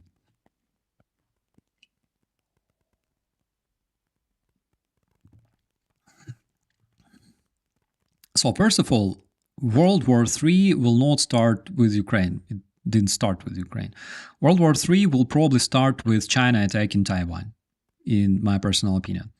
But for some reason, Putin didn't really fear of provoking World War III while attacking Ukraine. Why? I have no idea. He doesn't care, like World War III, come on. Like, I can attack whoever I can and nobody can stop me. Nobody. Because I have nukes, I'm Russian, afraid of me, like be scared of Russian people because we're strong, we do whatever we like. If you, my dear hypothetical pro-Russian fuck from, I don't know, any other country, if you think that you should let Russians do whatever the fuck they like, I'm really, really sorry for you. Because, there are people who can cope with being like a victim their whole life. Really, really sorry for you. Ukrainians are not like you, okay? We are not victims. We will fight because this is what we do to survive and to protect ourselves and to protect justice. Deal with it. So Ukraine will keep fighting. World War III, generally it have already started with Russia waging informational warfare around the world. And why it's serious is because informational warfare in Russia is produced by Russian psyops, by Russian military personnel. And if you served in army and if you know what I'm talking about, then you probably know that psyops are conducted against your enemy by your military personnel, like on the war. So, because we already see informational warfare waged in Canada, United States, South American countries, African countries that literally are gone crazy, with their coups and revolutions. I don't know, Israel, in like point on the map somewhere, okay? Europe, like every given European country, including Hungary, including, I don't know, Slovakia. Yes, we have Russian informational warfare waged around the world. If it's not war, then I don't know how to call it. So one thing that we should understand is that we must prepare. West told Ukraine not to negotiate in 2022. So Ukrainians had legit reason to stop the war in 2022, but like Boris Johnson and Biden and George Soros and his reptilian god, they all called President Zelensky and told President Zelensky not to negotiate. No, it's not like that, unfortunately, for you, my dear Russian propagandists. So Russia had conditions. And those conditions were absolutely ridiculous because Russia was demanding from Ukraine to denazify Ukraine.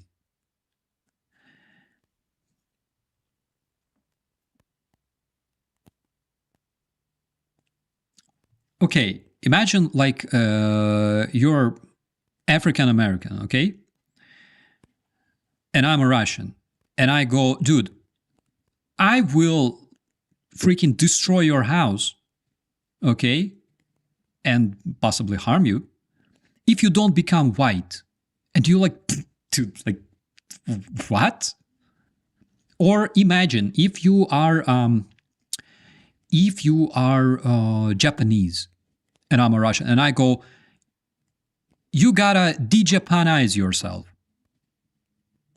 Like, dude, what the fuck are you talking about? How can we denazify Ukraine if Ukraine is not a Nazi country? What exactly should we denazify? What are you talking about? Then they were demanding, like, literally giving up territories. Who would agree on that? Insane state of mind. I don't know. That's why we refused those conditions because they were absolutely freaking laughable. Indeed. US should not help Ukraine. It's like one of the biggest misconceptions pushed by tankies and MAGA fucks and everybody else. So, US should not help Ukraine. It's Ukrainian business. Fight your own wars.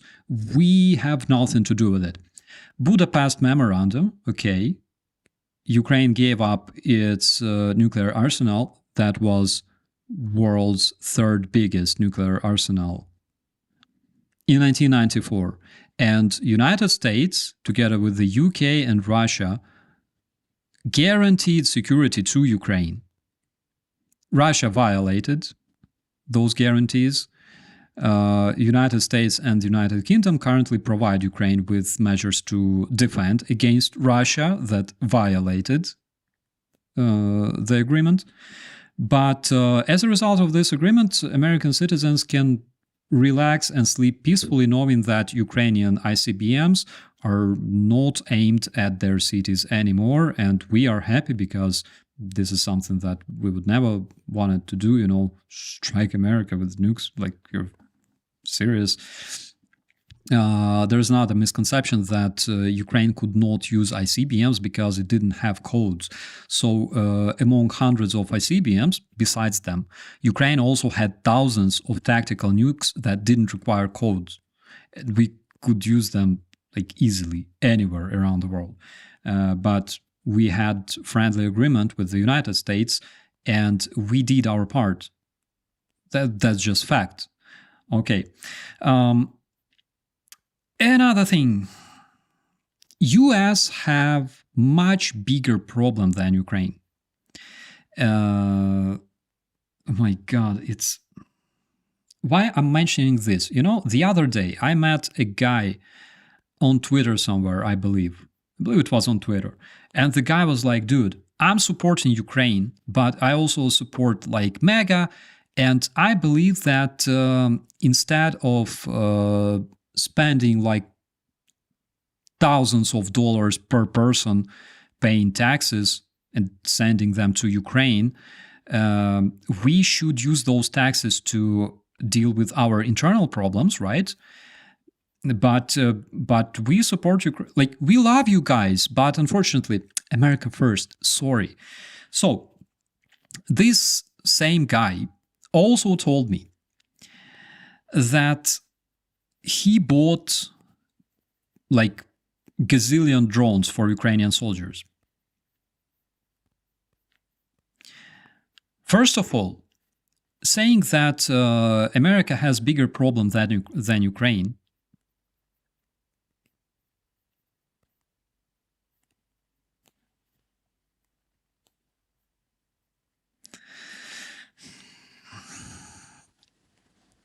how do I even react to this? How do I even... American problems on southern border comparing to Ukrainian borders problems, that's fucking laughable. Okay? That's fucking laughable because I haven't heard about American border guards being killed by artillery on Mexican border. I haven't heard about Americans being hit by gliding bombs or caliber missiles on Mexican border. I haven't heard about them being shot. I don't know how many thousands of them died from fragments. I don't know how many civilians were buried in mass graves on southern border by Mexican immigrants. This problem, comparing to what we are facing in Ukraine, is fucking laughable. Quote me on that forever, okay? It's fucking laughable. Don't even mention this. Your problem on the southern border. My God. But what's more interesting? How many taxes do people pay in the United States? So it's according to raw estimates, okay? So it's $144 annually, $277 per week, 40 cents per day. American is paying to Ukraine. Insane taxes paid to Ukraine. Insane. $5 trillion in 2023 alone. question is, and this is something really like, it's hysterical. The dude bought gazillion drones. Okay, let's say he bought 2 drones. He spent $2,000 for 2 drones that will be used by a unit in Ukraine. Drones are disposable, big time.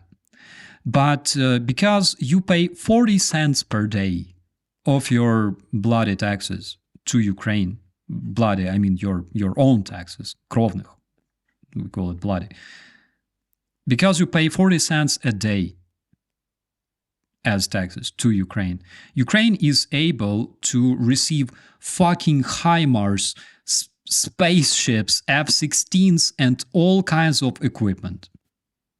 So you can spend a gazillion thousands to buy drones, which, yeah, they're important. But like, for like $144 a year for your taxes,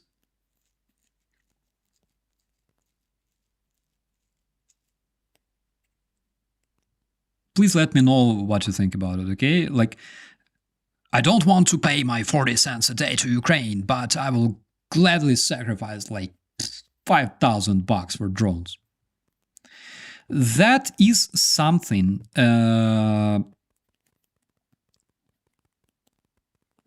irrational, okay? That is something irrational. Please think about it.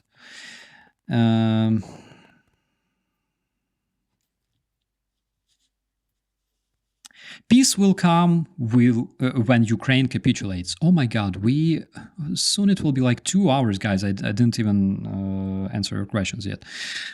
Peace will come when Ukraine capitulates. Ukraine must give up to Russia, sacrifice several more billion people to the Russian repressions, and there will be peace. There will be also gazillion times stronger Russia, okay, which doesn't consider its partner.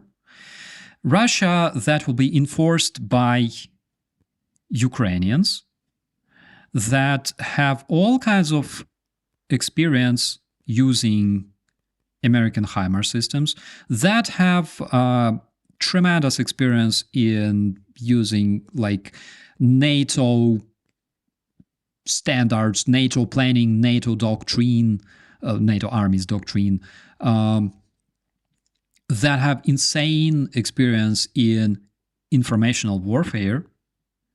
So if Russia swallows Ukraine, the world is fucked. Because I don't know any reason why the United States or any other country will benefit from Russia becoming 10 times stronger. If you have this reason, please let us know, okay, in the chat. What else? So, user Not So Normal said that if I debunk the myth about genetically modified mosquitoes, he will believe that they are real. And my dear friend, unfortunately, I cannot debunk this one because I have no proofs that they exist, but I also have no proofs that they don't exist. So probably this one is more or less real. Combat mosquitoes that hunt Russians, they distinguish Russians by smell or Russian language. They speak Russian, that's why they only attack Russians. And this is how it works. So this is the end of my list. What else was there? Torpedo pigeons. Do we eat babies? Well, this one is true, unfortunately, because, I personally don't eat babies since 2015 because I have this enormous, heartburn, like acid in my stomach. But generally, it's true. The babies are best consumed before they're 3 years old because they have plenty of protein on the first place. If you're trying to gain mass, then Like, why not? Because chicken is good. Chicken breast, yeah, it's good. I agree. But chicken doesn't contain enough fat. Human body requires fat to function properly. Pork is too fat. Okay? Russian babies, they are perfect. International studies conducted by different medical associations in Ukraine, they proved that you can feed your whole family with a single Russian baby for almost a week. You can prepare all kinds of... you can prepare all kinds of cuisine, like dishes. You can make like jelly meat. You can make soup. You can make stew. You can make I never tried borscht. I think I should try borscht with Russian babies maybe this winter. When I fix my problem with stomach. So, finally, and I made it before the 2-hour mark. Finally, we finished debunking 30 biggest misconceptions. Oh my god, it was like a marathon, but you have facts, guys. You have facts that you can use against Russian bullshit. I will literally, after this stream is finished, I will literally make like marks on the timeline so you can scroll and pick your favorite misconception about Ukraine.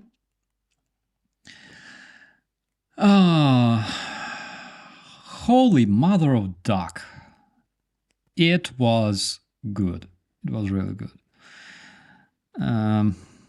Please let me know if you know more, because these ones, they are like the most popular ones. They keep recirculating in the society, in the international community, in the media, over and over and over again. And I keep making videos debunking them, but then some stupid fuck appears in the comments and goes, "Don't be in Donbas for 8 years. Fire in Odesa."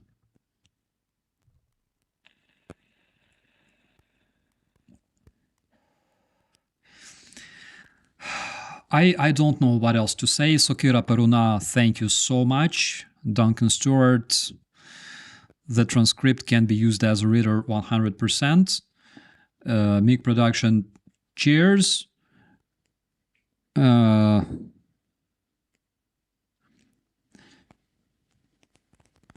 Cheryl, at least we got the food section in. Yes, finally, my friends, we can switch to something more pleasant, which is food.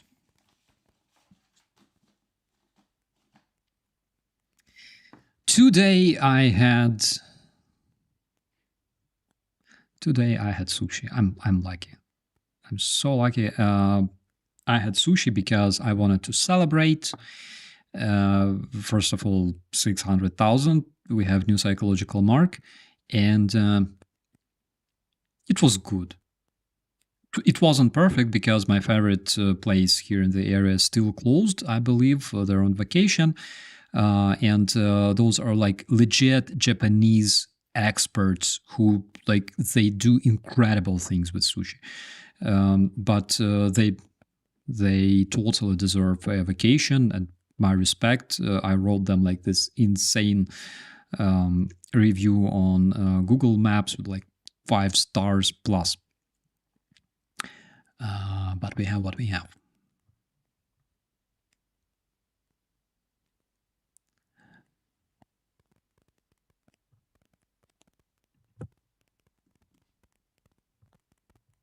And I'm happy to inform you that we had 4 Russian fans of my channel today. What Ukrainian foods should I try at the Ukrainian festival tomorrow? And guys, it's a really important question because tomorrow we have Independence Day of Ukraine. And what Ukrainian foods? Literally check whatever you like. If you like meat, you want to check like shashlik, which probably may not sound like really, really Ukrainian cuisine. It's more Georgian cuisine, but in Ukraine, we eat a lot of shashlik. It's like meat barbecue. Try cabbage rolls, try syrniki, which is like cheese pancakes. That is something special. You don't have that. So try those. Borscht, 100% you gotta try it. Have you been to Japan? No, my friend, I have never been to Japan, but I would love to visit this country. I'm a big fan of anime, by the way. Ghost in the Shell, it's best anime ever. You tried a doner in Germany. Yeah, I did. I tried a doner in Germany, and I also tried doner in Sweden together with Brandon. It was just so good. Are baby fingers better dipped in soy sauce or Tabasco? You should remove them first. You should definitely remove them, and because if you do, they look like, like those tiny sausages. And I prefer them with Tabasco, but again, having too many spices, that's not really good for your stomach, especially if you have high acid level. But you can basically fry them, boil them, like, come on.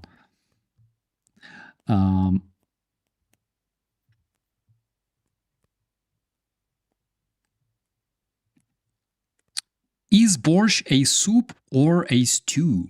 Yeah, it's a good question that was asked by one of my viewers, one of my friends in the comments.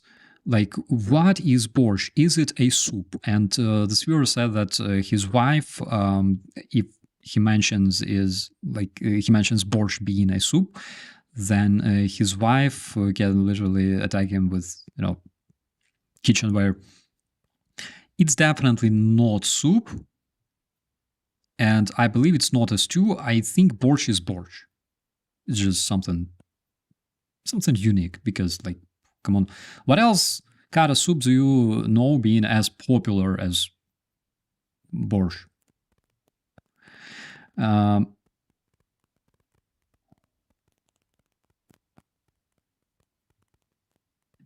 What Ukraine schnapps is the best?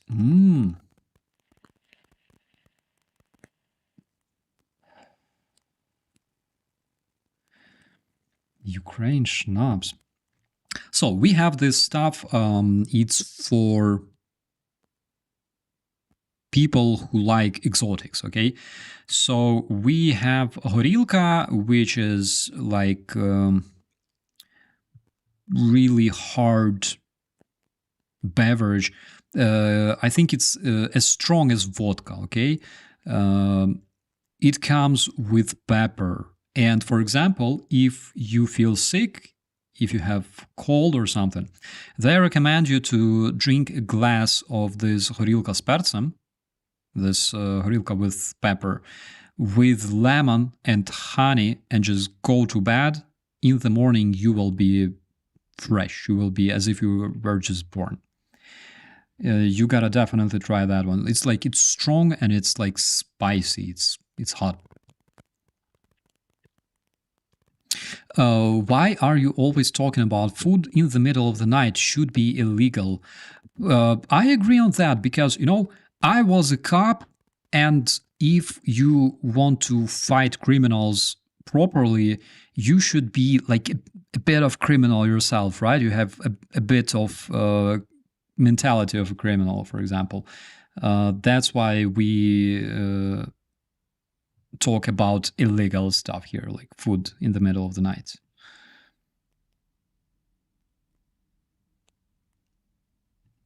What will be your first official act as governor of Kursk? Literally establishing KFC and McDonald's. 100%.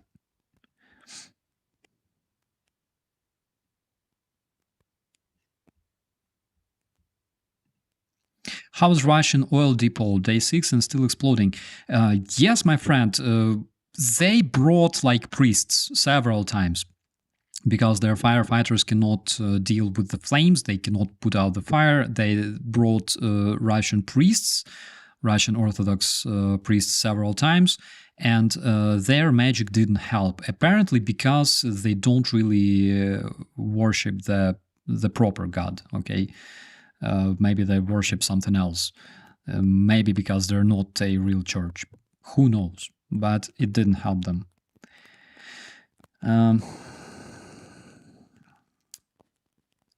I have a question. Is Fudge dating Massa? Well, we have to ask permission from Brandon. That's the only way. As a proud dad, he must give his blessing for this to happen.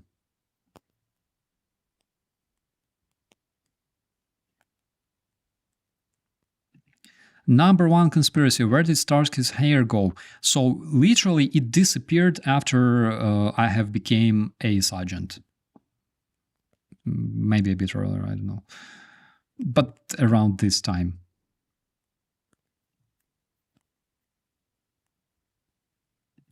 If olive oil is made from olives and avocado oil is made from avocados, how about baby oil? Exactly. Here in Ukraine, we're the biggest producers of baby oil in the world, but it's like Russian baby oil. Кто бомбил Donbas? Yeah, exactly. Good question.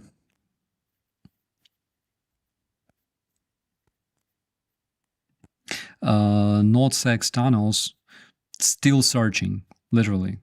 Like every single day I just wake up and go outside trying to find sex tunnels. No luck. No sex and no tunnels. I don't know how it works. USA cops eat donuts. What do Ukrainian cops eat?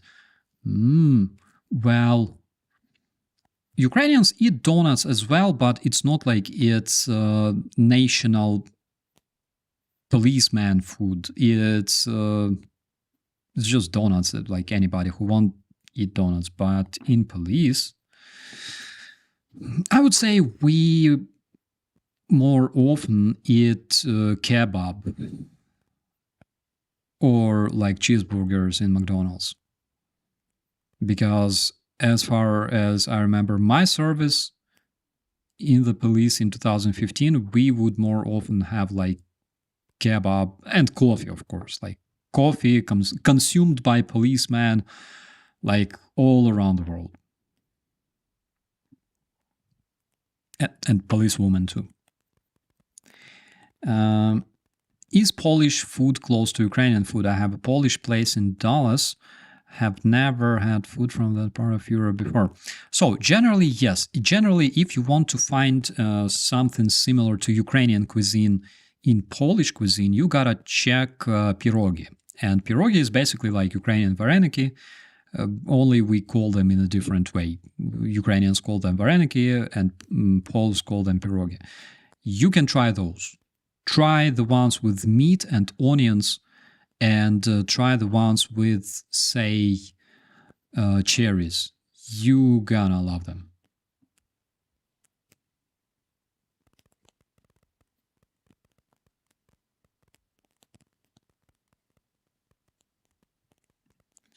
Hot dogs. Yeah, Cheryl, we as cops, we consume plenty of hot dogs on a daily basis, especially at the gas stations of Ukraine.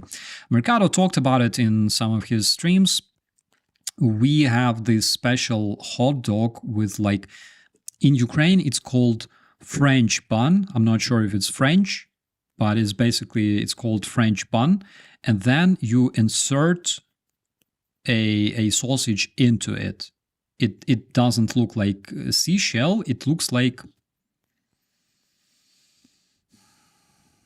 I'm not sure how to describe it without getting my channel like blocked forever. It looks like you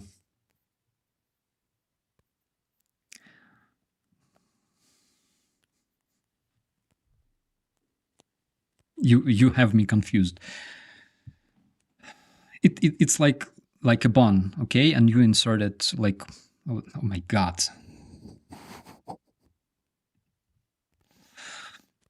Anyways,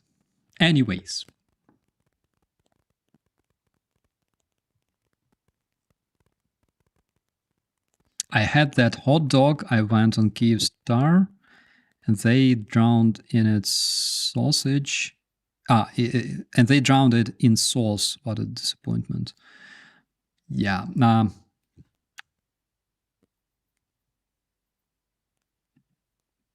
Plum condom. That's the, yeah, basically, yeah, something like that.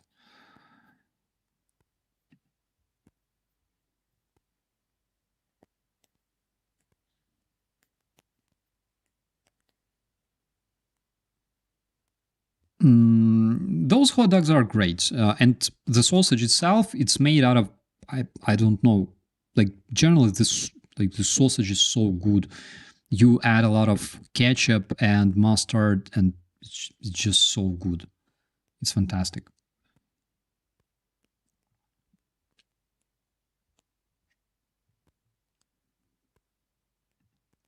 Have you ever tried a bratwurst with Senf or a currywurst pommes in Germany? Of course, that's something that I eat almost like every week, because when I'm going somewhere and I don't have much time, like bratwurst is, yeah, das ist fantastisch. Absolut.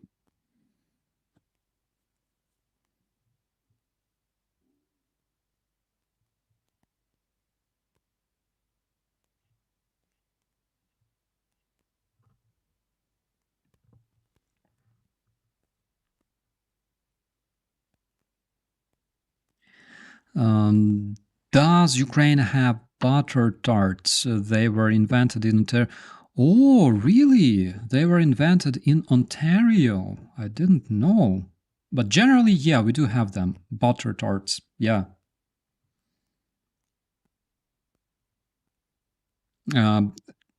Generally speaking, this culture is like really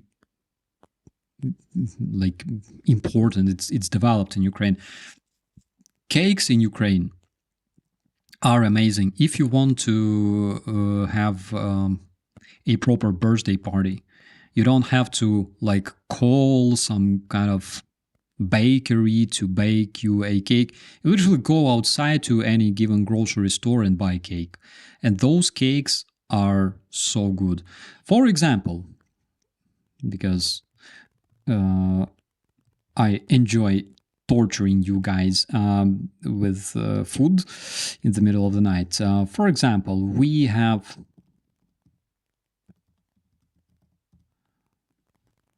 Praga cake. I'm not sure why it's called this way, but look at this stuff. Look at this perfect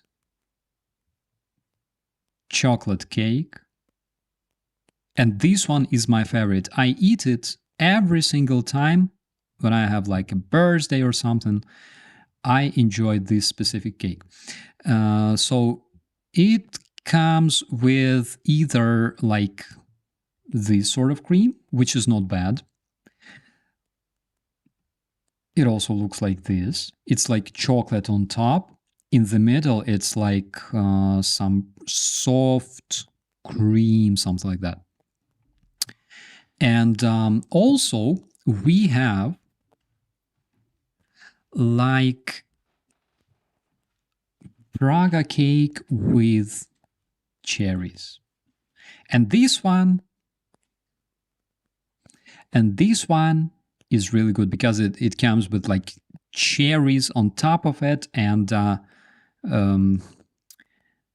like cherry cream inside. This can be cherry one, by the way, I'm not sure. So this is something that I enjoy big time. But also we have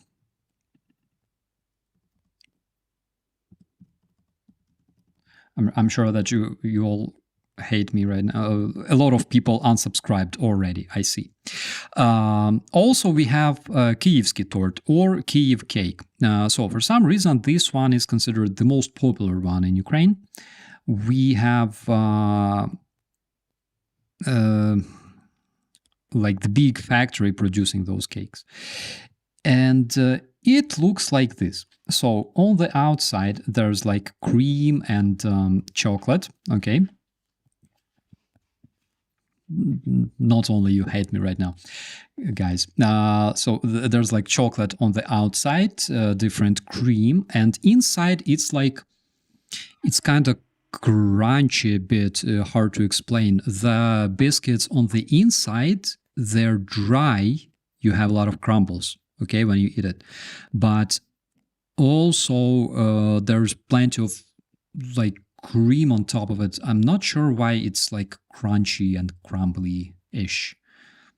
I don't know. It's a mystery to me. And also this cake comes with nuts. It's very, very important. So Ukraine and Kiev specifically is known for this stuff.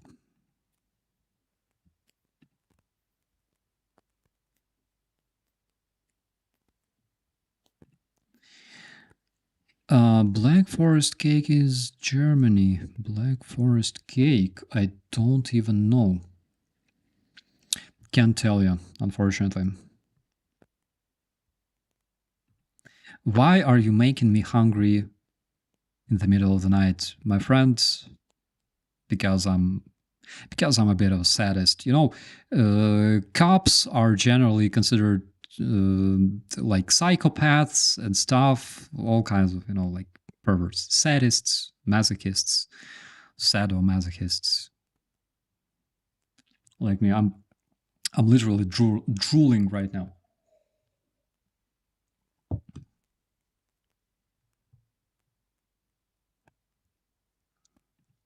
How about the pizza with several different kind of cheese? I don't know about 7, but in Ukrainian Domino's pizza, and we have Domino's pizza in Ukraine, we have pizza with 5 cheeses, and 5 cheeses is crazy. Let me show you.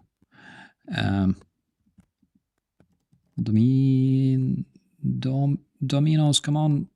Domino's pizza 5 сирів. I really hope they have this photo here. Yeah, I think it's like this one. No, that's Donatello. Where's Domino's? This one is like fish. I'm not sure, but generally it looks like this. Okay, like we have 5 different kinds of cheese in a single pizza. How crazy is that? And it's my favorite one because after COVID, I cannot consume like different types of meat for some reason, even though I cannot survive without meat, but I cannot consume like some specific stuff smells bad to me. But like 5 cheeses in a single pizza, it's something incredible. If you're in Ukraine, you gotta definitely try this one.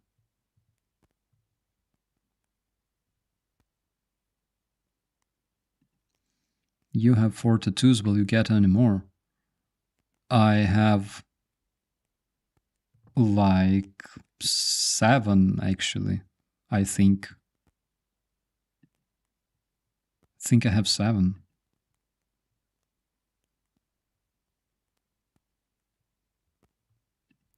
Why ain't you fat? My friend, this is my natural ability. Or like supernatural ability, basically. I can consume all kinds of stuff.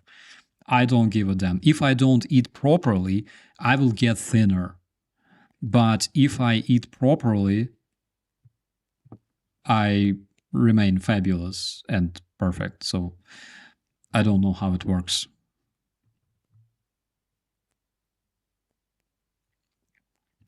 What would an Italian say about Domino's? I don't think Italians would even consider talking about Domino's, because Italian pizza, like, you cannot compare anything to Italian pizza. Italian pizza is Italian pizza. It's the proper thing, okay?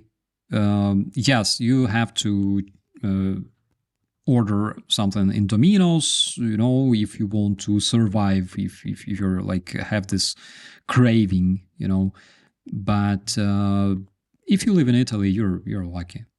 You're a happy person, because Italians know how to make pizza. Even if it's like pizza in like worst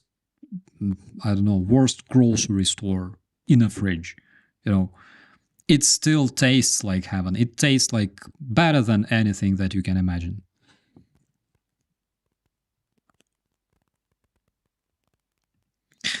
Do any of your tattoos say Putin huilo? No, they don't say that, because I don't really want anything related to Putin on my body.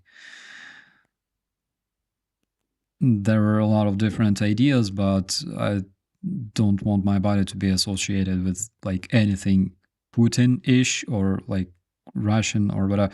Actually, I have like Russian. If you saw my tattoo with the shark, you see it's like it has like fat belly, okay? And this belly speaks Russian. It says, «Не ешьте меня, пожалуйста, помогите, спасите, убивают». Something like that. Oh, what's typical Ukrainian cheese? So, you gotta love this one. It's, I think you call it like cottage cheese. I think. I might be wrong. But here we have brinza. In Ukraine, we call it brinza. It looks like this. I'm not a big fan, actually. My God, here. It's absolutely white. Not sure if you probably have it too, but again, I'm not a big fan of this one. I prefer something more classic, like we call it like Hollander cheese. We don't call it Swiss cheese, we call it Hollandski. Netherlandian Holland cheese with holes. And also one really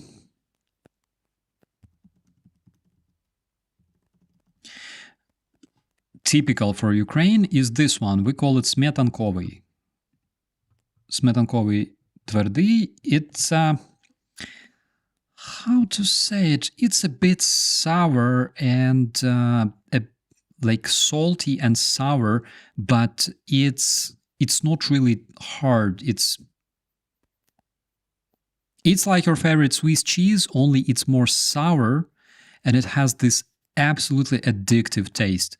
Like you bite one, you can literally eat all that piece, like all that chunk.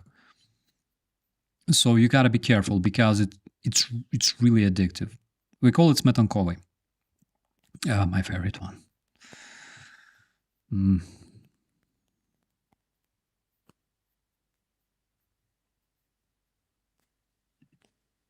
How's the situation for the soldiers about COVID-19? Are they vaccinated? They are. We have this mandatory vaccination for soldiers since 2019 or 20. So we really do. Melted cheese. Yeah, we have melted cheese, but generally I don't see much difference between, for example, Ukrainian melted cheese and any other melted cheese. German melted cheese is the same as in Ukraine. Absolutely. Whenever I feel nostalgic, I just buy German melted cheese, put it on the bread, put Gouda on top of it, and just eat it. Smetan. So, Smetankovich is, okay? Smetana means sour cream. So it is called like sour cream cheese, I believe. But what it means, I have literally no idea.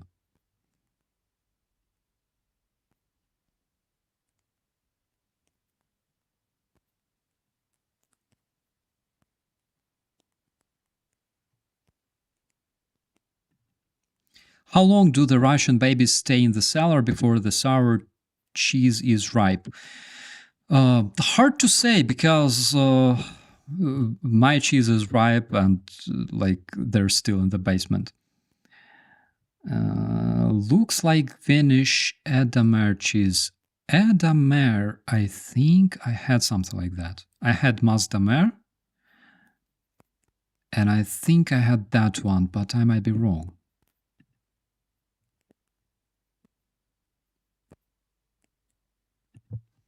Goa cheese. So, goat cheese, I didn't think I tried it, but when I was a little boy, my grandma had goats, and those goats would always eat outside and like in the field, like proper goats do, right? And sometimes they would eat like wormwood. And we had plenty of wormwood growing in that field. And you know, wormwood has like a really like bitter taste. And I remember that those goats would give like milk that tasted a bit better, and it smelled a bit like wormwood. It was so good. I was a little kid. I was like, cow milk, I was like meh, but goat milk, it was just insanely good.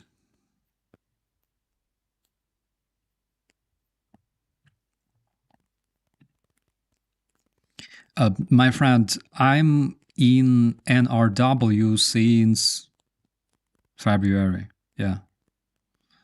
I'm a reservist now.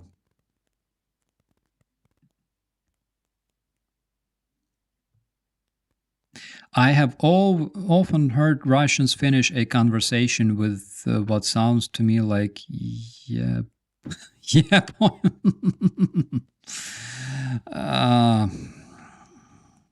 So in Russian language, like yebat means to fuck, like literally, yeah. And this is how they use this word to fill space between words or finish their sentences. And guys, I think I will be finishing this stream really soon. What is wormwood? Wormwood is basically this. Oh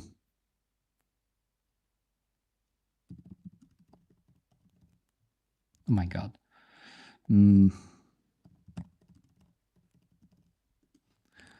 This one, Polin. We call it Polin. I'm not sure how you call it. It's it looks like this. It's kinda better, like really much.